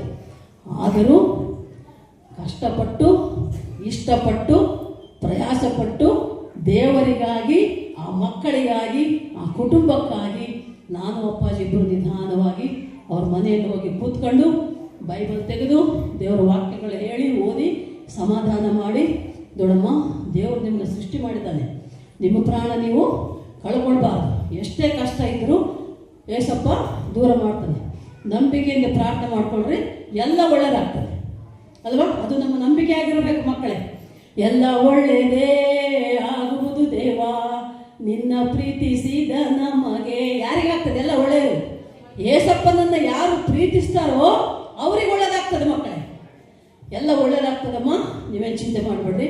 ಯಾಕೆಂದರೆ ಏಸಪ್ಪ ಪರಲೋಕದಿಂದ ಭೂಲೋಕಕ್ಕೆ ಬಂದಿದ್ದೇ ಮನುಷ್ಯನಲ್ಲಿ ಸಮಾಧಾನ ಕೊಡೋಕ್ಕೆ. ನಿಮಗೆ ಸಮಾಧಾನ ಉಂಟಾಗ್ತದೆ, ನಿಮಗೆಲ್ಲ ಒಳ್ಳೆಯದಾಗ್ತದೆ, ಪ್ರಾರ್ಥನೆ ಮಾಡ್ಕೊಂಡಿರಿ ಅಂತ ಹೇಳಿ ನಾವು ಸಮಾಧಾನ ಮಾಡಿ ಬಂದ ಮೇಲೆ ಅವರು ಸಾಯುವ ಯೋಚನೆಯನ್ನು ತೆಗೆದು ಹಾಕಿದ್ರು ಮಕ್ಕಳೇ ಅಲ್ವಾ? ದೇವರ ವಾಕ್ಯ ಹೇಳುವಂತೆ ನಮ್ಮ ಬಾಯಿ ಮಾತು ಏನು ಮಾಡಬೇಕು? ನೊಂದ ಮನಸ್ಸಿಗೆ ಸಂತೈಸಬೇಕು, ಸಮಾಧಾನ ಪಡಿಸಬೇಕು. ಹಾಗೆ ನಾವು ಸಮಾಧಾನ ಪಡಿಸಿ ಬಂದೆವು. ಆಮೇಲೆ ದಿನಕ್ಕೂ ಅವರ ಕುಟುಂಬದಲ್ಲಿ ದೇವರು ಒಳ್ಳೆಯದನ್ನೇ ಮಾಡ್ದ. ಈಗ ಆಟೋ ಹೊಡೆಯೋದನ್ನು ಬಿಟ್ಟು ಆ ಮಗ ರಿಯಲ್ ಎಸ್ಟೇಟ್ ಬಿಸ್ನೆಸ್ ಮಾಡ್ತಾ ಇದ್ದಾನೆ. ಬಾಡಿಗೆ ಮನೆಯಲ್ಲಿದ್ದವರು ಸ್ವಂತ ಮನೆ ಮಾಡಿಕೊಂಡ್ರು, ಮತ್ತೊಂದು ಮಗು ಆಯಿತು. ಈಗ ಸಂತೋಷವಾಗಿ ಸಮಾಧಾನವಾಗಿದ್ದಾರೆ ಕುಟುಂಬ. ಹಲ್ಲೆಲೂಯಾ. ಯಾಕೆ ಇದೆಲ್ಲ ಸಾಧ್ಯವಾಯಿತು? ಯಾಕೆ ಅಂದರೆ ದೇವರನ್ನು ಅವರು ನಂಬಿದರು, ಪ್ರೀತಿಸಿದರು. ಏಸಪ್ಪನನ್ನು ನಂಬಬೇಕು, ಪ್ರೀತಿಸಬೇಕು ಮಕ್ಕಳೇ ನಾವು, ಆಗಲೇ ದೇವರು ಎಲ್ಲವನ್ನು ಒಳ್ಳೆಯದು ಮಾಡ್ತಾನೆ. ಅದಕ್ಕೆ ನಾವು ಹೇಗಿರಬೇಕು? ನಮ್ಮ ನಡೆಯಿಂದಲೂ ನುಡಿಯಿಂದಲೂ ದೇವರಿಗೆ ಮಹಿಮೆಕರವಾಗಿ ಜೀವಿಸಬೇಕು. ನಾವು ಮನುಷ್ಯರನ್ನು ಮೆಚ್ಚಿಸೋದಲ್ಲ, ಗಂಡ ಹೆಂಡತಿಯನ್ನು ಮೆಚ್ಚಿಸೋದಕ್ಕೆ, ಹೆಂಡತಿ ಗಂಡನನ್ನು ಮೆಚ್ಚಿಸೋದಕ್ಕೆ, ತಂದೆ ತಾಯಿ ಮಕ್ಕಳನ್ನು ಮೆಚ್ಚಿಸೋದಕ್ಕೆ, ಮಕ್ಕಳು ತಂದೆ ತಾಯಿಯನ್ನು ಮೆಚ್ಚಿಸೋದಕ್ಕೆ, ವಿಶ್ವಾಸಿಗಳು ಸೇವಕರನ್ನು ಮೆಚ್ಚಿಸೋದಕ್ಕೆ ಅಥವಾ ಸೇವಕರು ವಿಶ್ವಾಸಿಗಳನ್ನು ಮೆಚ್ಚಿಸುವುದಕ್ಕೆ ಜೀವಿಸುವುದಲ್ಲ. ನಿಮ್ಮ ಮೊದಲ ಸ್ಥಾನ, ಮೊದಲ ಪ್ರಾಮುಖ್ಯತೆ ಯಾರಿಗಿರಬೇಕು? ಏಸಪ್ಪನಿಗೆ. ಏಸಪ್ಪನಿಗೆ ಮೊದಲನೇ ಸ್ಥಾನ ಕೊಡಬೇಕು. ಇದಕ್ಕೂ ಒಂದು ಹೇಳ್ತೇನೆ ಉದಾಹರಣೆ, ನಡೆದಿರೋ ಘಟನೆ. ನಮ್ಮ ವಿಶ್ವಾಸಿ ಒಬ್ಬ ಒಂದು ಹಳ್ಳಿಯಲ್ಲಿ ಒಬ್ಬ ವಿಶ್ವಾಸಿ, ಅವನಿಗೆ ಮೊದಲು 2 ಗಂಡು ಮಕ್ಕಳು. ಅವನಿಗೆ ಹೆಣ್ಣು ಮಗು ಬೇಕು ಅಂತ ಅವರಿಬ್ಬರಿಗೂ ಗಂಡ ಹೆಂಡತಿಗೆ ಇಷ್ಟ. ಯಾರಿಗೆ ಇಲ್ಲದ್ದೇ ಬೇಕನ್ಸುತ್ತಲ್ವ, ಇದ್ದದ್ದು ಇಷ್ಟ. 2 ಗಂಡು ಮಕ್ಕಳಿಗೆ, ಎಲ್ಲರೂ ಗಂಡು ಮಕ್ಕಳು ಬೇಕಂದ್ರೆ ಇಷ್ಟಪಡ್ತಾರೆ. ಅವ್ರಿಗೆ 2 ಗಂಡು ಕೊಟ್ಟಿದ್ದ ದೇವರು, ಆದರೆ ಅವ್ರಿಗೆ ಹೆಣ್ಣು ಮಗು ಬೇಕು ಅಂತ ಭಾಳ ಇಷ್ಟ. ಸರಿ, ಪ್ರಾರ್ಥನೆ ಮಾಡಿದ್ರು, ದೇವರ ಕೃಪೆಯಿಂದ ಅವರಿಗೆ 3ನೇ ಮಗು ಹೆಣ್ಣು ಮಗು ಆಯಿತು. ಹೆಣ್ಣು ಮಗು ಆದಮೇಲೆ ಅವ್ರ ಗಂಡ ಹೆಂಡತಿ ಒಳ್ಳೆ ವಿಶ್ವಾಸಿಗಳು, ಅವರ ಪ್ರೀತಿ ಒಲವು ಎಲ್ಲ ಕಡೆ ಹೋಯ್ತು, ಮಗಳ ಮೇಲೆ ಹೋಗ್ಬಿಡ್ತು. ಏಸಪ್ಪ, ಪ್ರಾರ್ಥನೆ, ಸಭೆ, ನೆಕ್ಸ್ಟ್ ಆಯಿತು. ಫಸ್ಟ್ ಏನು? ಮಗುಗೆ ಮೊದಲನೇ ಸ್ಥಾನ ಅವರು ಮಗಳಿಗೆ ಕೊಡೋಕೆ ಶುರು ಮಾಡಿದ್ರು. ಸಭೆ, ಸೇವೆ, ಪ್ರಾರ್ಥನೆ ಮರ್ತು ಬಿಟ್ರು, ಕಡಿಮೆ ಆಯಿತು. 2ನೇ ಸ್ಥಾನ ಕೊಟ್ಟರು. ಅರ್ಥ ಆಯ್ತಾ? ಸಭೆಗೆ 2ನೇ ಸ್ಥಾನ, ಪ್ರಾರ್ಥನೆಗೆ 2ನೇ ಸ್ಥಾನ, ಮೊದಲನೇದು ಮಗಳಾಗ್ಬಿಟ್ಲು. ಏನಾಯ್ತು ಗೊತ್ತಾ ಮಕ್ಕಳೇ? ಬರ್ತಾ ಬರ್ತಾ ಆ ಮಗು ಇನ್ನೂ 2-3 ವರ್ಷ ಬೆಳೆದು ಇತ್ತಷ್ಟೇ. ಆ ಮಗುವಿಗೆ ಬರಬಾರದ ಕಾಯಿಲೆ ಬಂತು, ವಾಸಿಯಾಗದ ಕಾಯಿಲೆ ಏನೋ ಬಂದು ಆ ಮಗು ತೀರ್ಕೊಂಡ್ಬಿಟ್ಲು. ಅರ್ಥ ಆಯ್ತಾ ನಿಮಗೆ? ನಾವು ಮೊದಲ ಸ್ಥಾನ ಯಾರಿಗೆ ಕೊಡಬೇಕು? ಏಸಪ್ಪನಿಗೆ. ಏಸಪ್ಪನಿಗೆ. ಮತ್ತಾಯ ಸುವಾರ್ತೆ 6:33 ವಾಕ್ಯ ಏನು ಹೇಳ್ತದೆ? ಓದ್ರಿ, ಗೊತ್ತಾ? ಮೊದಲು ದೇವರ ರಾಜ್ಯಕ್ಕಾಗಿ, ನೀತಿಗಾಗಿ ತವಕ ಪಡೆರಿ, ಆಗ ಎಲ್ಲವೂ ನಿಮಗೆ ಸಿಗುತ್ತದೆ ಅಂತ ವಾಕ್ಯ ಹೇಳ್ತದೆ. ಆದರೆ ಈ ದಿನಮಾನಗಳಲ್ಲಿ, ಈ ಕಾಲದಲ್ಲಿ ಏನಾಗ್ತಾ ಇದೆ? ಪಾಸ್ಟರ್ಗಳು, ವಿಶ್ವಾಸಿಗಳು, ಪಾಸ್ಟರ್ನವರು, ಪಾಸ್ಟರ್ ಮಕ್ಕಳು ಎಲ್ಲರೂ ಅವೆಲ್ಲದರ ಹಿಂದೆ ಹೋಗ್ತಾ ಇದ್ದಾರೆ. ಅವೆಲ್ಲ ಏನು? ಲೋಕದ ರೀತಿಯಲ್ಲಿ. ಲೋಕದ ಆಸೆ, ಹಣದ ಆಸೆ, ಶರೀರದ ಆಸೆ, ಪ್ರೇಮ, ಕಾಮ, ಇವುಗಳ ಹಿಂದೆ ಬಿದ್ದು ಬಿಟ್ಟಾರೆ ಈಗ ಅಲ್ವಾ? ಇವುಗಳ ಹಿಂದೆ ಬಿದ್ದಾಗ ಏನಾಗ್ತದೆ? ಪಾಪಕ್ಕೆ ಸಂಬಳ ಏನು? ಮರಣ ಮರಣ ಅಂದ್ರೆ ನರಕನೇ ಗ್ಯಾರಂಟಿ. ಮಕ್ಕಳೇ ತಿಳ್ಕೊಂಡ್ಬಿಡ್ರಿ ನೀವು. ದೇವರ ವಾಕ್ಯಕ್ಕೆ ವಿರೋಧವಾಗಿ, ಸೇವಕರಿಗೆ ವಿರೋಧವಾಗಿ ವರ್ತಿಸುವುದಾದರೆ ಖಂಡಿತ ಅದು ಪಾಪ, ಅದಕ್ಕೆ ಸಂಬಳ ಮರಣ. ಮರಣ ಅಂದ್ರೆ ನರಕವೇ ಗ್ಯಾರಂಟಿ. ಇನ್ನೇನು ಬೇರೆ ಚಾಯ್ಸ ಇಲ್ಲಪ್ಪ, ಗ್ಯಾರಂಟಿ ನರಕನೇ. ಆದರೆ ಏಸಪ್ಪ ನನಗೆ ನಿನಗೆ ಕೊಡ್ತಾ ಇದ್ದೇನೆ. ಏನು ಕೊಡ್ತಾ ಇದ್ದೇನೆ? ಫ್ರೀಯಾಗಿ ನಿತ್ಯ ಜೀವ, ಎಟರ್ನಲ್ ಲೈಫ್, ಅನಂತ ಜೀವನ ಅಂತಾರೆ ಹಿಂದಿಯಲ್ಲಿ. ಇಂಗ್ಲೀಷಲ್ಲಿ ಎಟರ್ನಲ್ ಲೈಫ್, ಕನ್ನಡದಲ್ಲಿ ನಿತ್ಯ ಜೀವ, ತೆಲುಗಿನಲ್ಲಿ ನಿತ್ಯ ಜೀವವು ಅಲ್ವಾ? ನಿತ್ಯ ಜೀವ ಕೊಡು. ಏನು ನಿತ್ಯ ಜೀವ ಅಂದ್ರೆ ಏನು? ನಿತ್ಯ ಅಂದರೆ ಯಾವಾಗಲೂ, ಜೀವ ಅಂದರೆ ಜೀವಂತವಾಗಿರೋದು. ಒಂದು ಮಾತು ನೆನ್ಪಿಟ್ಕೊಳ್ಳಿ ಮಕ್ಕಳೇ, ಕ್ರೈಸ್ತರಿಗೆ ಸಾವಿಲ್ಲ. ಸಾವಂದರೆ ಭಯನೂ ಪಡಬಾರ್ದು ನಾವು. ನಮಗಂತೂ ಇಲ್ಲಮ್ಮ, ನಾನು ನಮ್ಮ ಅಯ್ಯವರು ನಮಗೆ ಸಾವಂದ್ರೆ ಭಯನೇ ಇಲ್ಲ. ಎಲ್ಲಾದರೂ ಯಾವಾಗಾದರೂ ಯಾವ ಕ್ಷಣಕ್ಕಾದರೂ ದೇವರು ಕರೆದಾದ್ರೆ ರೆಡಿ, ನಾವು ಯಾವ ರೆಡಿ, ಸದಾ ಸಿದ್ಧರಾಗಿದ್ದೇವೆ. ಯಾಕೆಂದರೆ ನಮಗೆ ಗ್ಯಾರಂಟಿ ಪರಲೋಕ ಅಲ್ವಾ? ಯಾಕೆಂದರೆ ನಾವು ಈ ದೇವರ ಸತ್ಯವೇದ ವಾಕ್ಯದ ಪ್ರಕಾರ ಜೀವಿಸ್ತಾ ಇದ್ದೇವೆ ಮಕ್ಕಳೇ. ಅದಕ್ಕೆ ನಮಗೆ ಪರಲೋಕ ಗ್ಯಾರಂಟಿ, ಡೌಟೇ ಇಲ್ಲ. ನಾನಾಗಲಿ, ನಮ್ಮ ಅಯ್ಯವರಾಗಲಿ, ನಮ್ಮ ಮಕ್ಕಳಾಗಲಿ, ನಮ್ಮ ಮೊಮ್ಮಕ್ಕಳಾಗಲಿ, ನಮಗೆ ಗ್ಯಾರಂಟಿ ಪರಲೋಕ. ಯಾಕೆಂದರೆ ದೇವರ ವಾಕ್ಯದ ಪ್ರಕಾರ ಜೀವಿಸ್ತಾ ಇದ್ದೇವೆ, ದೇವರ ಸೇವೆಯನ್ನು ಮಾಡ್ತಾ ಇದ್ದೇವೆ. ಅದಕ್ಕೆ ದೇವರ ವಾಕ್ಯ ಹೇಳ್ತಾ ಇದೆ, ಮೊದಲು ನೀವು ದೇವರ ರಾಜ್ಯಕ್ಕಾಗಿ ನೀತಿಗಾಗಿ ತವಕಪಟ್ಟರೆ ಆಗ ನಿಮಗೆಲ್ಲ ಸಿಗ್ತದೆ. ನಮ್ಮ ಅಯ್ಯವ್ರ ಸಾಕ್ಷಿದ ಕೇಳಿವಲ್ಲ ಅಲ್ವಾ?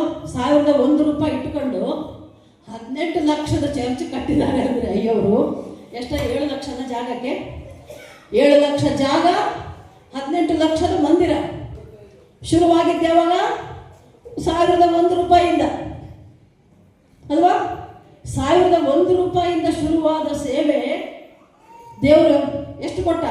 18 ಪ್ಲಸ್ 7 25 ಲಕ್ಷದ ಸ್ಥಳವನ್ನ, ಮಂದಿರವನ್ನು ದೇವರು ಕೊಟ್ಟ. ಯಾಕೆ ಕೊಟ್ಟ? ಅಯ್ಯವ್ರು ಏನ್ ಮಾಡಿದ್ರು? ಮೊದಲು ದೇವರ ರಾಜ್ಯಕ್ಕಾಗಿ ನೀತಿಗಾಗಿ ತವಕಪಟ್ಟರು. ಅದಕ್ಕೆ ಅವರಿಗೆ ಎಲ್ಲ ಸಿಕ್ಕಿತು ಮಕ್ಕಳೇ. ಸಭೆ ಆಯ್ತು, ಮನೆ ಆಯ್ತು, ಎಂತ ಒಳ್ಳೆ ಸೇವೆ, ಸಾವಿರಾರು ಆತ್ಮಗಳು, ಕುಟುಂಬಗಳಂತ ಅಯ್ಯವರು ಹೇಳ್ತಾ ಇದ್ರು. ಸಾವಿರಾರು ಮತ್ತು ಐನವರು ಕೂಡ ಹೇಳಿದ್ರು. ನಮ್ಗೆ ತುಂಬಾ ಖುಷಿ ಆಯ್ತು, ಸಂತೋಷ ಆಯ್ತು. ಯಾಕೆ ಇದೆಲ್ಲ ಯಾವಾಗ ಬರ್ತದೆ?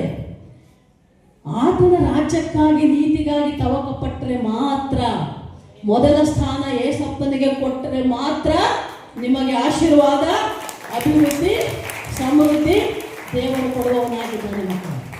ಓದಪ್ಪ, ನೆಕ್ಸ್ಟ್ ಅಂಶ ಓದು. ಮೊದಲು ಬರೋದು ಪರಿಶುದ್ಧತೆ, ಆಮೇಲೆ ಸಮಾಧಾನಕರವಾದದ್ದು, ವಿನಯವುಳ್ಳದ್ದು, ಸಂತೋಷವಾಗಿ ಒಪ್ಪಿಕೊಳ್ಳುವಂಥದ್ದು, ಕರುಣೆ ಮುಂತಾದ ಒಳ್ಳೆ ಫಲಗಳಿಂದ ತುಂಬಿರುವಂತವೂ ಆಗಿದೆ. ಇವೆಲ್ಲವೂ ಏನಮ್ಮ? ಇದು ಎಲ್ಲಿಂದ ಬರೋದಿದು? ಮೇಲನಿಂದ. ಮೇಲೇನಿರೋದು? ಆಕಾಶ, ಮಧ್ಯಾಕಾಶ, ಮೇಲಾಕಾಶ, 3 ಆಕಾಶಗಳು ಮಕ್ಕಳೇ. ನಮ್ಮ ಕಣ್ಣಿಗೆ ಕಾಣ್ತಾ ಇರೋದು ಒಂದು ಆಕಾಶ, ಅದರ ಮೇಲೆ 2ನೇ ಆಕಾಶ ಇದೆ, ಅದರ ಮೇಲೆ 3ನೇ ಆಕಾಶ, 3ನೇ ಆಕಾಶ ಮೇಲನ ಲೋಕ, ಮೇಲಾಕಾಶ ಅಂತ ಬೈಬಲಲ್ಲಿ ಹೇಳಿದೆ. ಅಲ್ಲಿ ಪರಲೋಕ ರಾಜ್ಯದಲ್ಲಿ ಸಿಂಹಾಸನಾಸೀನನಾಗಿರುವ ನಿಮ್ಮ ತಂದೆಯಾದ ದೇವರು ಅಲ್ಲಿ ಇದ್ದಾನೆ ಅಲ್ವಾ? ಅಲ್ಲಿಗೆ ನಾವು ಹೋಗ್ಬೇಕಂದ್ರೆ ಅಲ್ಲಿಂದ ಬಂದಂತ ಜ್ಞಾನ ಇದು. ಏಸಪ್ಪ ಹೇಳಿದ, 4 ಸುವಾರ್ತೆ ಪುಸ್ತಕಗಳನ್ನ ಓದ್ತಾ ಹೋದರೆ ಏನ್ ಮಾಡಬೇಕು, ಏನ್ ಮಾಡಬಾರ್ದು, ಪಾಪ ಯಾವುದು, ತಪ್ಪು ಯಾವುದು, ಸರಿ ಯಾವುದು ಅಂತ 4 ಸುವಾರ್ತೆಗಳಲ್ಲಿ ಬರೆದಿಟ್ಟಿದೆ ಬೈಬಲಲ್ಲಿ. ಯಾರಾದ್ರೂ ಓದಿಲ್ಲ ಇನ್ನು ಬೈಬಲ್ ಅಂದ್ರೆ ಇವತ್ತಿನಿಂದ ಬೈಬಲ್ ಓದಕ್ಕೆ ಶುರು ಮಾಡ್ರಿ. ಫುಲ್ ಬೈಬಲ್ ಓದ್ರಿ. ಮೊದಲು ಹೊಸ ಒಡಂಬಡಿಕೆ ಓದ್ರಿ, ಹೊಸದಾಗಿ ಒಂದು ವಿಶ್ವಾಸಿಗಳಾಗಿದ್ದರೆ. ಹಳೆ ಒಡಂಬಡಿಕೆ ಓದಾಗ ಕನ್ಫ್ಯೂಸ್ ಆಗ್ಬಿಡ್ತದೆ. ಹೊಸ ಒಡಂಬಡಿಕೆಯನ್ನ, ಜ್ಞಾನೋಕ್ತಿಗಳನ್ನ, ಕೀರ್ತನೆ ಗ್ರಂಥವನ್ನು ಓದಿದರೆ ನಿಮಗೆ ಬೇಕಾದಷ್ಟು ಜ್ಞಾನ. ಇಲ್ಲಿ ಹೇಳ್ತಾ ಇದೆಯಲ್ಲ, ಪರಲೋಕ ಸಂಬಂಧ ಮೇಲನಿಂದ ಬರುವ ಜ್ಞಾನ ನಿಮಗೆ ಬರ್ತದೆ ಮಕ್ಕಳೇ.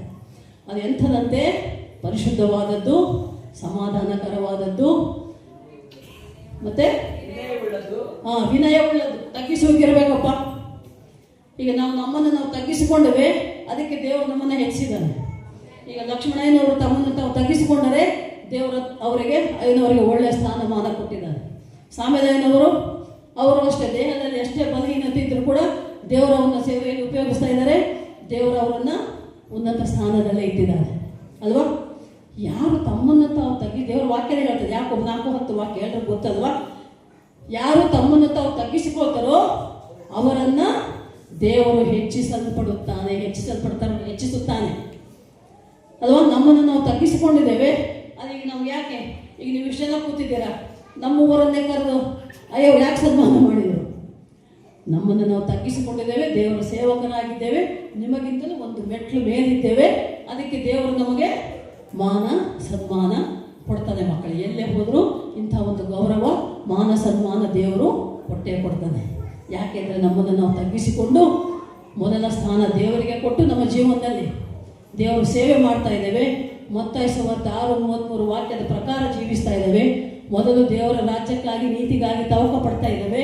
ಅದಕ್ಕೆ ದೇವರು ನಮಗೆ ಮಾನ ಸನ್ಮಾನ ಗೌರವ ಆಯುಷು ಆರೋಗ್ಯ ಬಲ ಎಲ್ಲವನ್ನು ಕೊಟ್ಟು ನಡೆಸ್ತಾ ಇದ್ದಾನೆ. ಮತ್ತೆ ಒಂದಪ್ಪ ಕರುಣೆ ಉಳ್ಳದ್ದು, ಪ್ರೀತಿಯುಳ್ಳದ್ದು, ಸಂತೋಷ ಉಳ್ಳದ್ದು ಅಂತ ದೇವರ ವಾಕ್ಯ ಹೇಳ್ತಾ ಇದೆ ಮಕ್ಕಳು, ಅಲ್ವಾ? ಪ್ರೀತಿ ಯಾವಾಗಿರ್ತದೆ?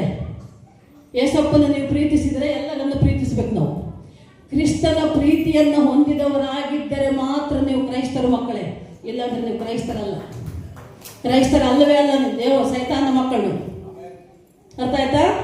ಕ್ರಿಸ್ತನ ಪ್ರೀತಿಯನ್ನು ಹೊಂದಿರಬೇಕು. ಕ್ರಿಸ್ತನ ಪ್ರೀತಿಯನ್ನು ಹೊಂದಿರುವುದಷ್ಟೇ ಅಲ್ಲ, ಇನ್ನೊಬ್ಬರಿಗೂ ನಾವು ತೋರಿಸಬೇಕು, ಹಂಚಬೇಕು.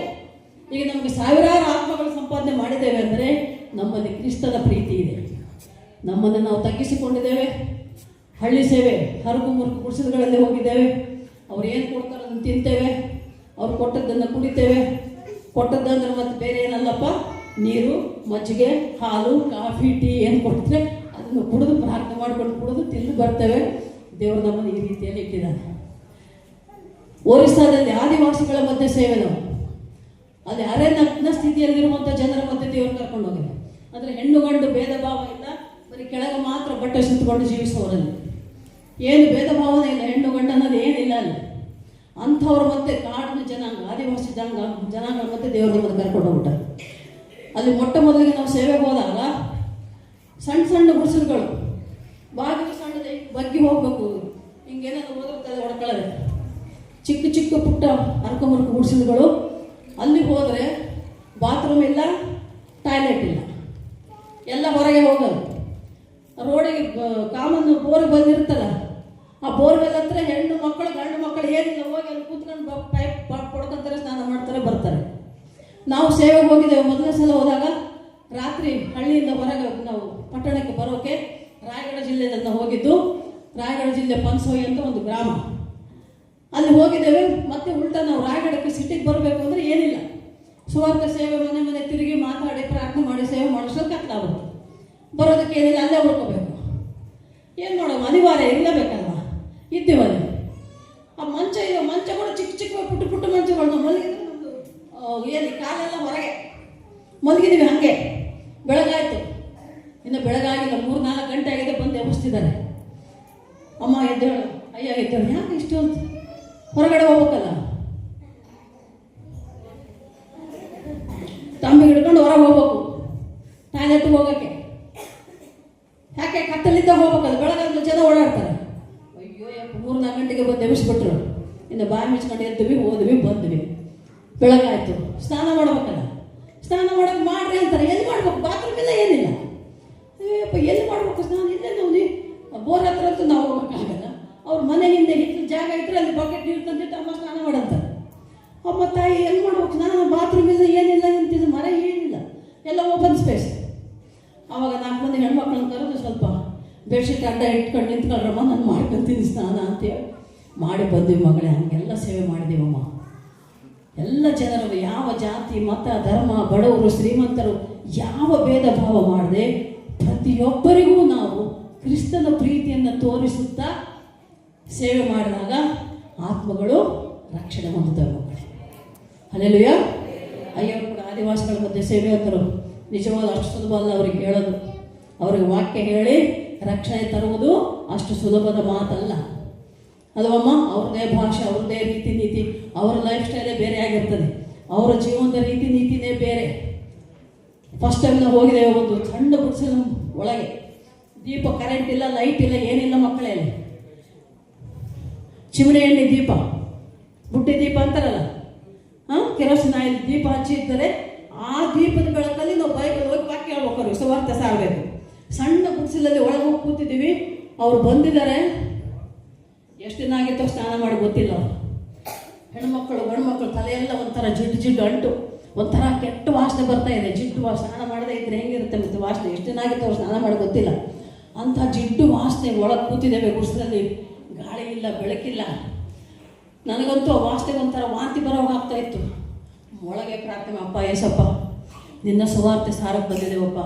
ಈ ನಿನ್ನ ಮಕ್ಕಳ ಮನಸ್ಸನ್ನು, ಅವರ ಜೀವನದ ರೀತಿ ನೀತಿಯನ್ನು ಬದಲಾಯಿಸಬೇಕು. ಅವರ ಕೆಟ್ಟ ಚಟಗಳು, ಕೆಟ್ಟ ಸಹವಾಸಗಳಿಂದ ಬಿಡುಗಡೆ ಹೊಂದಬೇಕು. ಅಪ್ಪ ನಿನ್ನ ಸುವಾರ್ತೆ ಸಾರೋದಕ್ಕೆ ನಮಗೆ ಜ್ಞಾನ ಕೊಡು, ವಿವೇಕ ಕೊಡು, ಸಹನೆ ಕೊಡು, ತಾಳ್ಮೆ ಕೊಡು, ಆರೋಗ್ಯ ಬಲ ಕೊಡಪ್ಪ ಅಂತ ಕೇಳ್ಕೊಂಡು ಮಕ್ಕಳೇ ಸುವಾರ್ತೆ ಸಾರಿದ್ದೇವೆ. ಈಗ ರಕ್ಷಣೆಯಲ್ಲಿ ಬಂದು ಯೇಸುವನ್ನು ನಂಬಿಕೊಂಡು ದೀಕ್ಷಾ ಸ್ನಾನ ಹೊಂದಿದ ಮಕ್ಕಳು ಈಗ ಒಳ್ಳೆ ಮನೆಗಳನ್ನು ಕಟ್ಟಿಕೊಂಡಿದ್ದಾರೆ. ಹಲ್ಲೆಲೂಯಾ. ಒಳ್ಳೆ ಮನೆ ಕಟ್ಟಿಕೊಂಡು ಕೆಟ್ಟ ಚಟಗಳನ್ನು ಬಿಟ್ಟು ಒಳ್ಳೆ ಮಕ್ಕಳಾಗಿ ಜೀವಿಸ್ತಾ ಇದ್ದಾರೆ ಮಕ್ಕಳೇ. ಈಗ ನಾನು ಕಾಲು ಆಪರೇಷನ್ ಆಗಿದೆ ಅಲ್ವಾ, ಕೆಳಗಡೆ ಕೂಡೋಕ್ಕಾಗಲ್ಲ, ನೆಲದ ಮೇಲೆ ಕೂಡೋಕ್ಕೂ ಆಗಲ್ಲ, ನೆಲದ ಮೇಲೆ ಮಲಗೋಕ್ಕೂ ಆಗಲ್ಲ. ಬಾತ್ರೂಮ್ ಇಂಡಿಯನ್ ಟಾಯ್ಲೆಟ್ ಯೂಸ್ ಮಾಡೋಕ್ಕಾಗಲ್ಲ, ವೆಸ್ಟರ್ನ್ ಕಮೋಡ ಇರಬೇಕು. ಅದಕ್ಕೆ ಈಗ ಹಳ್ಳಿಗಳ ಸೇವೆಗೆ ಹೋಗೋದು ಬಹಳ ಸ್ವಲ್ಪ ನಾನು ಕಡಿಮೆ ಮಾಡಿದೆ, ಯಾಕಂದರೆ ಹೋದರೆ ಬಾತ್ರೂಮ್ ವ್ಯವಸ್ಥೆ ಇಲ್ಲ ಅಂತ. ಆದರೆ ನನ್ನ ಮಕ್ಕಳು ಯಾರು, ನಾವು ಸಂಪಾದಿಸಿದ ಆತ್ಮಗಳು, ಬಡ ಮಕ್ಕಳು, ಹಳ್ಳಿಯಲ್ಲಿರುವವರು, ಒಂದೊಂದು ಹಳ್ಳಿಯಲ್ಲಿ ನಮಗಾಗಿ ರೂಮನ್ನು ಕಟ್ಟಿಸಿದ್ದಾರೆ, ನಮಗಾಗಿ ಕೂತ್ಕೊಳ್ಳೋಕ್ಕೆ ಚೇರ್ಗಳು ತಂದಿದ್ದಾರೆ, ನಮಗಾಗಿ ಮಲಗೋದಕ್ಕೆ ಮಂಚಗಳು ತಂದಿದ್ದಾರೆ, ನಮಗಾಗಿ ಬಾತ್ರೂಮ್ ಕಟ್ಟಿಸಿ ವೆಸ್ಟರ್ನ್ ಕಬೋರ್ಡ್ ಇಟ್ಟಿದ್ದಾರಪ್ಪ. ಎಷ್ಟು ಪ್ರೀತಿಸ್ತಾರೆ. ನಾವು ಅವ್ರನ್ನ ಪ್ರೀತಿಸ್ತೇವೆ, ಅವರು ನಮ್ಮನ್ನು ಪ್ರೀತಿಸಿದ್ದಾರೆ. ಅವರು ನಾವು ಪ್ರೀತಿಸ್ತಾ ಇರೋದು ಯಾರನ್ನ? ಏಸಪ್ಪನನ್ನ. ಕ್ರಿಸ್ತನ ಪ್ರೀತಿ ಮಕ್ಕಳೇ, ನಿಮ್ಮ ನಡೆ ನುಡಿಯನ್ನ, ನಿಮ್ಮ ಜೀವನವನ್ನ, ನಿಮ್ಮ ಮನೆಯನ್ನ, ನಿಮ್ಮ ಕುಟುಂಬವನ್ನ, ನಿಮ್ಮ ಕೆಲಸ ಕಾರ್ಯ ಉದ್ಯೋಗ ಎಲ್ಲವನ್ನ ಬದಲಾಯಿಸ್ತದೆ ಮಕ್ಕಳೇ. ಅಯ್ಯೋ ಹೇಳಿದ್ರಲ್ವ ನೀವು ಬಿತ್ತಬೇಕು ಅಂತ. ಬಿತ್ತಬೇಕಂದ್ರೆ ಬೀಜ ತಂದು ಬಿತ್ತದಲ್ಲ, ನೀವು ಕಾಣಿಕೆ ಅನ್ನೋದು ಒಂದು ಬೀಜ ಇದ್ದಾಗಿದೆ. ಈಗ ರೈತರಿದ್ರೆ ನಿಮ್ಗೆ ಗೊತ್ತಾಗುತ್ತೆ, ಒಂದು ಕಾಳು ಬಿತ್ತಿದರೆ ಎಷ್ಟು ಬರುತ್ತೆ ಫಲ? ಒಂದೇ ಕಾಳು ಬರುತ್ತಾ?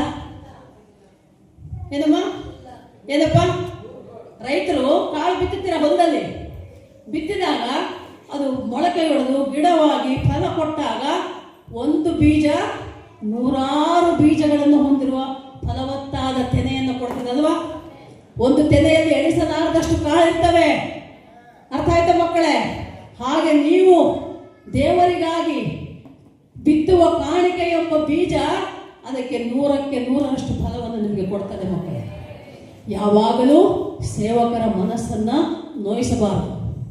ನೋಯಿಸಿದರೆ ಅದು ನಿಮಗೆ ಶುಭವಾಗುವುದಿಲ್ಲ. ನೀವೆಷ್ಟೇ ಪಲ್ಟಿ ಹೊಡೆದ್ರು, ನೀವೆಷ್ಟೇ ಪ್ರಾರ್ಥನೆ ಮಾಡಿದ್ರು, ನೀವೆಷ್ಟೇ ಮೊಣಕಾಲು ಊರಿದರೂ ಏನೂ ಫಲ ಸಿಗೋದಿಲ್ಲ. ನೀವು ಬೈಬಲ್ ಓದ್ಬೋದು, ಮೊಣಕಾಲು ಊರ್ಬೋದು, ಪ್ರಾರ್ಥನೆ ಮಾಡ್ಬೋದು, ಆದರೆ ನಿಮ್ಮ ಸೇವಕರ ಕುಟುಂಬ ಸಂತೋಷ ಸಮಾಧಾನದಿಂದ ಇದ್ದರೇನೆ ನಿಮಗೂ ಆಶೀರ್ವಾದ ಮಕ್ಕಳೇ. ಹಲ್ಲೆಲೂಯಾ. ಅದಕ್ಕೆ ಹೇಳ್ತಾ ಇರೋದು, ಪರಲೋಕ ಸಂಬಂಧಿತ ಜ್ಞಾನವನ್ನು ಹೊಂದಿಕೊಳ್ಳ್ರಿ. ಎಫೆಸರ್ 5:15 ವಾಕ್ಯ. ಎಫೆಸರ್ 5:15. ಅಜ್ಞಾನಿಗಳಾಗಿರಬೇಡ್ರಿ, ಜ್ಞಾನಿಗಳಾಗಿರಿ ಅಂತ ಇದೆ ವಾಕ್ಯ ಅಲ್ವಾ? ಓದಮ್ಮ ಮಗಳೇ.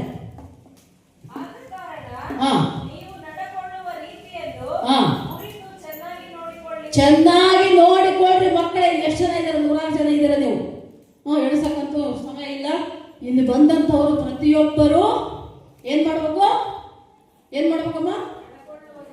ನಡ್ಕೊಳ್ಳುವ ರೀತಿಯನ್ನ ನೋಡಿಕೊಳ್ಳಿರಿ. ನಿಮ್ಮನ್ನ ನೀವೇ ಪರೀಕ್ಷೆ ಮಾಡಿಕೊಳ್ಳಿರಿ, ಪರಿಶೋಧಿಸಿಕೊಳ್ಳಿರಿ. ಏನ್ ಮಾಡ್ತಾ ಇದ್ದೀರಾ ನೀವು? ಸಭೆಗೆ ಬರ್ತಾ ಇದ್ದೀರಾ, ಹೋಗ್ತಾ ಇದ್ದೀರಾ? ವಾಕ್ಯ ಕೇಳ್ತಾ ಇದ್ದೀರಾ, ಹೋಗ್ತಾ ಇದ್ದೀರಾ? ದೇವರ ವಾಕ್ಯ ಹೇಳ್ತದೆ, ವಾಕ್ಯವನ್ನು ಹೇಳುವವರು ಮತ್ತು ಕೇಳುವವರು ಮಾತ್ರ ಆಗಿರದೆ ದೇವರ ವಾಕ್ಯದ ಪ್ರಕಾರ ನಡೆದುಕೊಳ್ಳುವವರಾಗಿರಬೇಕು. ಹಲ್ಲೆಲೂಯಾ. ಸೇವಕರು ಅಷ್ಟೇ, ನಮಗೂ ಕೂಡ ವಾಕ್ಯ ಇದೆ ಮಕ್ಕಳು, ನಿಮಗಷ್ಟೇ ಅಲ್ಲ. ದೇವರು ಮಾತನಾಡ್ತಾ ಇರೋದು ಸೇವಕರಿಗೂ ವಿಶ್ವಾಸಿಗಳಿಗೂ ಸೇರಿಸಿ ಹೇಳ್ತಾ ಇದ್ದಾರೆ. ಪ್ರತಿಯೊಬ್ಬರು ನಮ್ಮ ನಡೆ ನುಡಿಯನ್ನು ನಾವೇ ಪರೀಕ್ಷೆ ಮಾಡಿಕೊಳ್ಬೇಕು. ನಾವೇನು ಮಾಡ್ತಾ ಇದ್ದೇವೆ? ಇಲ್ಲಿ ನಿಂತು ಹೇಳೋದೊಂದು, ಅಲ್ಲಿ ಕೆಳಗಿಳಿದು ಹೊರಗೆ ಹೋದ್ಮೇಲೆ ಮಾಡೋದೊಂದು ಅಲ್ಲ ಮಕ್ಕಳೇ. ಸೇವಕರಾಗಿರಲಿ, ಪಾಸ್ಟರ್ ಆಗಿರಲಿ, ಪಾಸ್ಟರ್ ಆಗಿರಲಿ, ಪಾಸ್ಟರ್ ಮಕ್ಕಳಾಗಿರಲಿ, ವಿಶ್ವಾಸಿಗಳಾಗಿರಲಿ, ವಿಶ್ವಾಸಿಗಳ ಮಕ್ಕಳಾಗಿರಲಿ, ನಿಮ್ಮ ಹೆಂಡತಿ ಗಂಡಂದಿರಾಗಿರಲಿ, ಪ್ರತಿಯೊಬ್ಬರು ನಿಮ್ಮ ನಡೆಯನ್ನ, ನುಡಿಯನ್ನ, ಪರೀಕ್ಷಿಸಿಕೊಳ್ಳ್ರಿ. ನೀವೇನು ಮಾತಾಡ್ತಾ ಇದ್ದೀರಾ, ಏನು ಮಾಡ್ತಾ ಇದ್ದೀರಾ, ಅಕ್ಕಪಕ್ಕದವ್ರನ್ನ ನೋಡಿ ಹೊಟ್ಟೆ ಕಿಚ್ಚು ಪಡ್ತಾ ಇದ್ದೀರಾ, ಅದು ಪಾಪ, ಅದು ಭೂ ಸಂಬಂಧಿತ ಜ್ಞಾನ. ಹೊಟ್ಟೆ ಕಿಚ್ಚು ಬೇಡ, ದ್ವೇಷ ಬೇಡ, ಅಸೂಯೆ ಬೇಡ, ಮತ್ಸರ ಬೇಡ, ಪಕ್ಷ ಭೇದ ಭಾವ ಮಾಡಬೇಡ್ರಿ. ಜಾತಿ, ಮತ, ಧರ್ಮ, ಭಾಷಾ, ಮೇಲು ಕೀಳು, ಬಡವರು ಶ್ರೀಮಂತರು, ಹೆಣ್ಣು ಗಂಡು, ಯಾವ ಭೇದ ಭಾವ ಮಾಡಬಾರ್ದು ಮಕ್ಕಳೇ. ಯೇಸುವಿನ ನಾಮದಲ್ಲಿ, ಯೇಸುವಿನ ದೃಷ್ಟಿಯಲ್ಲಿ ನಾವೆಲ್ಲರೂ ಒಂದೇ. ಯಾಕೆ? ನಮಗೆಲ್ಲರಿಗೂ ಒಬ್ಬನೇ ತಂದೆ. ಪರಲೋಕ ರಾಜ್ಯದಲ್ಲಿ ಸಿಂಹಾಸೀನನಾಗಿರುವಂಥ ದೇವರೊಬ್ಬನೇ ನನ್ನ ನಿನ್ನ ತಂದೆ, ನಮ್ಮ ನಿಮ್ಮ ತಂದೆ. ಆತನ ಮಕ್ಕಳು ನಾವು. ನಮಗೆಲ್ಲರಿಗೂ ಕೊಟ್ಟಿರೋದು ದೇವರ ವಾಕ್ಯವೂ ಒಂದೇ. ಬೈಬಲ್ ಒಂದೇ ತಾನೇ, ಬೇರೆ ಬೇರೆ ಇದೆಯಾ? ತಮಿಳು, ಕನ್ನಡ, ತೆಲುಗು, ಇಂಗ್ಲಿಷ್, ಹಿಂದಿ, ಯಾವ ಭಾಷೆ ಬೈಬಲ್ ಓದಿದ್ರು ಅದೇ ವಾಕ್ಯ ಇರ್ತದೆ. ಭಾಷೆ ಬೇರೆ ಆಗಬಹುದು, ಅರ್ಥ ಒಂದೇ, ವಾಕ್ಯ ಒಂದೇ ಮಕ್ಕಳೇ. ದೇವರ ವಾಕ್ಯದ ಪ್ರಕಾರ ನಾವು ಜೀವಿಸುವವರಾಗಿರಬೇಕು. ಕೇಳುವುದಷ್ಟೇ ಅಲ್ಲ ಮಕ್ಕಳೇ, ಆ ವಾಕ್ಯದ ಪ್ರಕಾರ ನೋಡ್ಕೊ, ಅದೇ ದೇವರ ವಾಕ್ಯ ಹೇಳೋದು. ಅದಕ್ಕೆ ನಾವು ಜ್ಞಾನಿಗಳಾಗಿರಬೇಕು. ಅಂದರೆ ಸತ್ಯವೇದದ ಜ್ಞಾನ. ಈ ಸತ್ಯವೇದ ಅಂದರೆ, ಸತ್ಯ ಅಂದರೆ ಇದ್ದದ್ದು ಇದ್ದಾಗೆ ನಿಜವಾದದ್ದನ್ನು ಹೇಳೋದು. ವೇದ ಅಂದರೆ ಜ್ಞಾನ ಮಕ್ಕಳೇ. ನಿಜವಾದದ್ದು ಏನು ಸತ್ಯ? ಏಸಪ್ಪ ಪರಲೋಕದಿಂದ ಭೂಲೋಕಕ್ಕೆ ಬಂದಿದ್ದು ಸತ್ಯ, ನರಮನುಷ್ಯನಾಗಿ ಬಾಳಿ ಬದುಕಿದ್ದು ಸತ್ಯ, ನನಗಾಗಿ ನಿನಗಾಗಿ ಪ್ರಾರ್ಥಿಸಿ ನಿತ್ಯ ಜೀವ ಪರಲೋಕದ ಜ್ಞಾನವನ್ನು ನೀಡಿದ್ದು ಸತ್ಯ, ಶಿಲುಬೆಯ ಮರಣವನ್ನು ಹೊಂದಿದ್ದು ಸತ್ಯ, ಸಮಾಧಿ ಮಾಡಲ್ಪಟ್ಟಿದ್ದು ಸತ್ಯ, ಸಮಾಧಿಯಿಂದ ಎದ್ದು ಬಂದಿದ್ದು ಸತ್ಯ. ಇದು ಸತ್ಯ. ಇದನ್ನು ಹೇಳೋದಿಲ್ಲ. ಅರ್ಥ ಆಯ್ತಾ ಮಕ್ಕಳೇ? ಇದನ್ನು ಹೇಳ್ತಪ್ಪ ಬೈಬಲು. ನಾನು ಹೇಳೋ ಮಾತಲ್ಲ, ಅಥವಾ ಹೇಳೋ ಮಾತಲ್ಲ, ಸತ್ಯವೇದ ಬೈಬಲ್ ಹೇಳ್ತಾ ಇರೋದು. ಇಡೀ ಪ್ರಪಂಚದಲ್ಲಿ ತೆರೆದ ಸಮಾಧಿ ಒಂದೇ ಇರೋದು, ಅದು ನಮ್ಮ ಏಸಪ್ಪಂದೇ. ಅಲ್ಲೆಲ್ಲಯ್ಯ, ಈಗ ಸಮಾಧಿ ಮಾಡಿದ್ಮೇಲೆ ಕಟ್ಟಿಬಿಡ್ತಾರೆ, ಮುಚ್ಚಿಬಿಡ್ತಾರೆ. ಬದುಕಿದಾಗ ಏನು ಸರಿಯಾಗಿ ಪ್ರೀತಿ ತೋರಿಸಿರಲ್ಲ, ಸರಿಯಾಗಿ ಮಾತಾಡ್ಸಿರಲ್ಲ. ಸತ್ತ ಮೇಲೆ ಮಾತ್ರ ಮಕ್ಕಳು ಮೊಮ್ಮಕ್ಕಳು ಒಳ್ಳೆ ಸಮಾಧಿ ಕಟ್ಟಿಬಿಡ್ತಾರೆ. RCC ಬಿಲ್ಡಿಂಗ್ ಕಟ್ಟಿದಂಗೆ ಸಮಾಧಿ ಕಟ್ಟೋದೇನು, ಅದಕ್ಕೆ ಪೇಂಟ್ ಹೊಡೋದೇನು, ಅದಕ್ಕೆ ಸಮಾಧಿ ಪೂಜೆ ಮಾಡ್ತಾರೆ. ಬದುಕಿದಾಗ ಅವ್ರನ್ನ ಸರಿಯಾಗಿ ಮಾತಾಡ್ಸೋದು ನೋಡ್ಕೊಳ್ಳಲ್ಲ ಮಕ್ಕಳೇ ಅಲ್ವಾ? ಬದುಕಿದಾಗ ಸರಿಯಾಗಿ ಟೈಮ್ ಸರಿಯಾಗಿ ಊಟ ತಿಂಡಿ ಕೊಟ್ಟಿರಲ್ಲ, ಖರ್ಚಿಗೆ ದುಡ್ಡು ಕೊಟ್ಟಿರಲ್ಲ, ಆರಾಮಿಲ್ಲ ಅಂದರೆ ಆಸ್ಪತ್ರೆಗೆ ಕರ್ಕೊಂಡು ಹೋಗಿರಲ್ಲ, ಹುಷಾರಿಲ್ಲ ಅಂದ್ರೆ ಒಂದಿಷ್ಟು ಹಾಲು ಹಣ್ಣು ಕೊಟ್ಟಿರಲ್ಲ. ಆದರೆ ಸತ್ತ ಮೇಲೆ 3ನೇ ದಿನ ಕಾರ್ಯ ಮಾಡೋದೇನು, 14ನೇ ದಿನ ಕಾರ್ಯ ಮಾಡೋದೇನು, ಸಾವಿರಾರು ಲಕ್ಷಗಟ್ಟಲೆ ರೂಪಾಯಿ ಖರ್ಚು ಮಾಡಿ 40ನೇ ದಿನ ಪ್ರಾರ್ಥನೆ ಮಾಡೋದೇನು, ಅವ್ರಿಗೆ ಇಷ್ಟ ಬಂದದ್ದು ಮಾಡ್ಕೊಂಡು ತಿಂದು ಬಿಡ್ತಾರೆ. ಸತ್ತವ್ರನ್ನ 3ನೇ ದಿನ ಮಾತ್ರ ಅವ್ರಿಗೆ ಇಷ್ಟ ಅಂತ ಮಾಡ್ಕೊಂಡೋಗಿ ಸಮಾಧಿ ಬಿಡ್ತಾರೆ. ಕೆಲವರು ಅಂದಿರು ಮಾಡೋದು ಕ್ರೈಸ್ತರು ಮಾಡ್ತಾರೆ. ಕೆಲವರು 3ನೇ ದಿನ ಕಾರ್ಯ ಏನು ಮಾಡ್ತಾರೆ, ಅವತ್ತು ಸತ್ತವ್ರಿಗೆ ಇಷ್ಟವಾದದ್ದೆಲ್ಲ ಮಾಡ್ಕೊಂಡು ಹೋಗಿ ಸಮಾಧಿ ಮೇಲೆ ಇಟ್ಟು ಬರ್ತಾರೆ. ತಿಂತಾರೆ ಅವ್ರೇನಾರ? ಅಪ್ಪ, ಇಲ್ಲಿದ್ದವ್ರು ಎಲ್ಲರಿಗೂ ಹೇಳ್ತಾ ಇದ್ದೀನಪ್ಪ, ಕಣ್ಣಿಗೆ ಕಾಣದ ದೇವರು ನಮ್ಮ ಮಧ್ಯದಲ್ಲಿದ್ದಾನೆ, ಅದು ಸರಿ ಸತ್ಯವೇದ ಪ್ರಕಾರ. ಆದರೆ ಸತ್ಯವೇದ ಒಂದು ವಾಕ್ಯ ಹೇಳ್ತದೆ, ದಶಾಜ್ಞೆಗಳಲ್ಲಿ ಒಂದು ಬಹಳ ಪ್ರಾಮುಖ್ಯವಾದದ್ದು, ನಿಮ್ಮ ತಂದೆ ತಾಯಿಯನ್ನ ಹೆತ್ತವರನ್ನ ಸನ್ಮಾನಿಸಿರಿ, ಪ್ರೀತಿಸಿರಿ, ಗೌರವಿಸಿರಿ ಅಲ್ವಾ? ಈಗ ಇಷ್ಟು ಜನ ಇದ್ರೆ ಯಾರ್ಯಾರಿಗೆ ತಂದೆ ತಾಯಿ ಇದ್ದಾರೋ ನಮಗಂತೂ ಗೊತ್ತಿಲ್ಲ. ನೀವಿರುವಂಥ ತಂದೆ ತಾಯಿಗಳನ್ನು ನೀವು ಪ್ರೀತಿಸಿರಿ, ಗೌರವಿಸಿರಿ ಮಕ್ಕಳೇ. ಅವಾಗ ಏನಾಗ್ತದಂತೆ, ನೀನೇನು ಮಾಡ್ತೀಯಂತೆ, ನೀನು ಏನಾಗುತ್ತೆ, ದೀರ್ಘಾಯುಷ್ಯನ್ನ ಹೊಂದಿವಿ. ತಂದೆ ತಾಯಿಗಳನ್ನು ಸನ್ಮಾನಿಸಿದವರು ದೀರ್ಘಾಯುಷ್ಯನ್ನು ಹೊಂದುವರು. ಈಗ ನಮ್ಮ ಅಯ್ಯನವರು, ನಾಮದೇವನವರಿಗೆ 76 ವರ್ಷ. 5 ವರ್ಷದ ಹಿಂದೆನೇ ಏನು ಮಾಡೋಕ್ಕಾಗಲ್ಲ, ಹಾರ್ಟ್ ಬಹಳ ವೀಕ್ ಆಗಿದೆ, ಇದಕ್ಕೆ ಟ್ರೀಟ್ಮೆಂಟ್ ಇಲ್ಲ, ಮನೆಗೆ ಕರ್ಕೊಂಡು ಹೋಗ್ರಿ ಅಂತ ಹೇಳಿದರು ಡಾಕ್ಟರ್ಗಳು. ಆದರೆ ಈಗ ಎಷ್ಟು, 76 ವರ್ಷ. 5-6 ವರ್ಷ ಬೋನಸ್ ದೇವರು ಕೊಟ್ಟುಬಿಟ್ಟಾನೆ. ಬೈಬಲಲ್ಲಿ ವಾಕ್ಯದಲ್ಲಿ ನೋಡುವಾಗ ಬೈಬಲ್ ಪ್ರಕಾರ ಮನುಷ್ಯನ ಆಯುಷ್ಯ 70 ವರ್ಷ, ಹೆಚ್ಚಾದರೆ ಆಯಾಸವೇ ಪ್ರಯಾಸವೇ ಅಂತ ಹೇಳ್ತದೆ ವಾಕ್ಯ. ಅದಕ್ಕೆ ನಮಗೆ ಯಾವಾಗ ಹೇಳ್ತಿರ್ತಾರೆ, ನನಗೆ ಬೋನಸ್ ಇವಾಗ ಸಿಕ್ಕಿರೋದು, ದೇವರು ಬೋನಸ್ ಕೊಟ್ಬಿಟ್ಟ, ನನಗೆ 70 ವರ್ಷ ಆಯಿತು, ಇನ್ನೇನಿದ್ರು ಬೋನಸ್ ಆಯುಷ್ಯ ದೇವರು ಕೊಟ್ಟಿರೋದಂತ. ಹಾಗೆ ಮಕ್ಕಳೇ, ಆಯುಷ್ಯ ಕೊಡೋದು ದೇವರೇ. ದೇವರ ಮಕ್ಕಳಾಗಿ ನಾವಿದ್ದಾಗ, ಆತನಿಗಾಗಿ ಜೀವಿಸಿದಾಗ ಆತ ನಮ್ಮನ್ನು ಕರೆಕ್ಟಾಗ್ತದೆ. ಅದೇ ಹೇಳಿದೆ ಅಲ್ವಾ, ಅಷ್ಟ ಮೇಲೆ ನೋಡ್ಕೊಳ್ಳೋದಲ್ಲ, ಇದ್ದಾಗೆ ನೋಡ್ಕೊಳ್ಳೋದು ಮಕ್ಕಳೇ ತಂದೆ ತಾಯಿಗಳನ್ನು. ಅರ್ಥ ಆಯ್ತಾ? ಕೊನೆಯಲ್ಲಿ ದೇವರ ವಾಕ್ಯ ಹೇಳುವಂತೆ, ಸಮಯವನ್ನ ವ್ಯರ್ಥ ಮಾಡ್ಕೊಳ್ಬೇಕು. ಈ ವಯಸ್ಸು ಬಗ್ಗೆ ಯಾಕೆ ಹೇಳಕ್ ಬಂದೆ ಅಂದ್ರೆ, ಈಗ ನೀವು ಇದ್ದವ್ರು ನಿಮ್ಮ ವಯಸ್ಸು ಎಷ್ಟು ಅಂತ ಲೆಕ್ಕ ಮಾಡ್ಕೊಳ್ಬೇಕು. ಈಗ ನಿಂದ ಎಷ್ಟು ಹೇಳಪ್ಪ ಉದಾಹರಣೆ? 37 - 70 ಎಷ್ಟಾಯ್ತು ಹೇಳು? ಲೆಕ್ಕ ಯಾರಿಗೆ ಬರೋದು? 37 70 37 ಮೈನಸ್ ಮಾಡಿದ್ರೆ ಇನ್ನ 33 ವರ್ಷ ಬೈಬಲ್ ವಯಸ್ಸೈತೆ. ಈ 33 ವರ್ಷ ವೇಸ್ಟ್ ಮಾಡಬಾರ್ದು. ಹಾಗೆ ನೀವೆಲ್ಲರೂ ನಿಮ್ಮ ವಯಸ್ಸು ಲೆಕ್ಕ ಹಾಕೊಳ್ರಿ, 70 ಮೈನಸ್ ಮಾಡ್ರಿ, ಅಷ್ಟು ವರ್ಷ ನಿಮ್ಮ ಜೀವನ. ಅದಕ್ಕೂ ಮೀರಿ ಕೊಟ್ರೆ ಬೋನಸ್, ದೇವ್ರು ಕೊಡೋ ಆಯುಷ್. ಅಂದ್ರೆ ನಾವು ಬದುಕಿರುವ ಪ್ರತಿದಿನ ಪ್ರತಿ ಕ್ಷಣ ದೇವರನ್ನು ಸ್ತುತಿಸುತ್ತಾ ಕೊಂಡಾಡುತ್ತಾ ಆತನ ಸುವಾರ್ತೆ ಸಾರುತ್ತಾ ಆತನಿಗೆ ಸಾಕ್ಷಿಗಳಾಗಿ ನಾವು ಜೀವಿಸಬೇಕು. ಅಪೊಸ್ತಲ ಕಾರ್ಯಗಳು 1:8 ವಾಕ್ಯ ಹೇಳ್ತದೆ, ನಾವು ಹೇಗೆ ಸಾಕ್ಷಿಗಳಾಗಿರಬೇಕು. ಯಾವಾಗ ಸಾಕ್ಷಿಗಳಾಗಿರ್ತೀವಿ? ಪವಿತ್ರ ಪರಿಶುದ್ಧಾತ್ಮ ದೇವರು ನಿಮ್ಮ ಮೇಲೆ ಬರಲು ನೀವು ಬಲವನ್ನು ಹೊಂದಿಕೊಳ್ಳುವಿರಿ, ಆಗ ನೀವು ಲೋಕದ ಕಟ್ಟ ಕಡೆಗೂ ಸಾಕ್ಷಿಗಳಾಗಿರಿ ಎಂದು ವಾಕ್ಯ ಹೇಳ್ತಾರೆ ಅಲ್ವಾ? ಹಾಗೆ ನಾವು ಕೂಡ ನಮ್ಮಯ್ಯ ನಾನು ದೇವರ ಆತ್ಮದ ಬಲವನ್ನು ಹೊಂದಿಕೊಂಡಿದ್ದೇವೆ, ಲೋಕದ ಕಟ್ಟ ಕಡೆಗೂ ಸಾಕ್ಷಿಗಳಾಗಿ ನಾವಿದ್ದೇವೆ. ಹಾಗೆ ಅದಕ್ಕೆ ದೇವರ ವಾಕ್ಯ ಹೇಳಿದ್ವಿ, ಎಫೆಸರ್ 5:15-16 ವಾಕ್ಯ ನೋಡುವಾಗ, ಸಮಯವು ಈಗ ಕೆಟ್ಟದಾಗಿದೆ, ಬರೀ ರೋಗಗಳು ಬಾಧೆಗಳು ಚಿಂತೆಗಳು ಇದರಲ್ಲೇ ಮುಳುಗೋಗ್ಬಿಟ್ರು ಜನರು. ಯಾಕೆ? ದೇವರನ್ನು ಸ್ತುತಿಸ್ತಾ ಇಲ್ಲ, ಕೊಂಡಾಡ್ತಾ ಇಲ್ಲ, ದೇವರು ಮಾಡಿದ ಉಪಕಾರಗಳನ್ನ ನೆನಪು ಮಾಡ್ಕೊಳ್ಳಲ್ಲ. ದೇವ್ರು ಏನಾದ್ರು ಒಳ್ಳೇದು ಮಾಡಿದ್ರೆ ನಕ್ಕೊಂಡ್ ಬಂದ್ಬಿಡ್ತವೆ, ದಿಮಾಕು ಅಹಂಕಾರ ಹೆಚ್ಚಾಗ್ಬಿಡ್ತದೆ. ದೇವ್ರ ವಾಕ್ಯ ಹೇಳ್ತದೆ, ಅಹಂಕಾರ ಯಾವಾಗ ಬರ್ತದಂತೆ? ನಾಶನಕ್ಕೆ ಮುಂಚೆ ಅಹಂಕಾರ ಬರ್ತದೆ ಅಂತ ಜ್ಞಾನೋಕ್ತಿಗಳ ವಾಕ್ಯ ಹೇಳ್ತದೆ. ನಿನಗೆ ಅಹಂಕಾರ ಬಂದ್ರೆ ನೆಕ್ಸ್ಟ್ ನಾಶ ಆಗ್ತೀನಿ ಅಂತ ಗ್ಯಾರಂಟಿ ಮಕ್ಕಳೇ. ಯಾವತ್ತು ಅಹಂಕಾರ ಸುಕ್ಕಿನಿಂದ ಇರ್ಬೇಡ್ರಿ, ದೇವ್ರ ವಾಕ್ಯದ ಪ್ರಕಾರ ಜೀವಿಸಿ. ಈಗ ವಾಕ್ಯ ಹೇಳಿದಂತೆ ಸಮಯವನ್ನು ವೇಸ್ಟ್ ಮಾಡಬೇಡ್ರಿ. ಇಷ್ಟು ವರ್ಷ ಹೆಂಗೋ ಬದುಕಿದ್ರೆ, ನಾನು ನಮ್ಮ ಅಯ್ಯವರು ಕೂಡ ಭಾಳ ಲೇಟಾಗಿ ಸ್ವಲ್ಪ ತಿಳ್ಕೊಂಡ್ರಿ, ಭಾಳ ಬೇಜಾರಾಯ್ತು. ಅವ್ರಿಂದ ಮೊದಲು ನಾನಿನ್ನ ಲೇಟ್. ನಮ್ಮ ಮನೆಯಲ್ಲಿ ಒಂದೇ ಸ್ವಾಮಿ ನಂಬಿದ್ದು ನಮ್ಮ ನಾಮದೇವಾಯ, ಆಮೇಲೆ ನಮ್ಮಿಬ್ಬರು ಮಕ್ಕಳು. ನಾನು ಪಕ್ಕಾ ಕ್ರಿಸ್ತು ವಿರೋಧಿ. ದೇವರ ಪೂಜೆ ಮಾಡದೆ ಉದ್ಬತ್ತಿ ಹಚ್ಚು, ಗಂಟೆ ಹೊಡಿ, ದೀಪ ಆರದಂಗೆ ನಂದಾದೇವಿ 24 ದೀಪ ಹೊಡೆದ ದೇವರ ದೀಪ ಅಂಥವಳನ್ನ ಏಸು ಪಡ್ಕೊಂತಾನಪ್ಪ.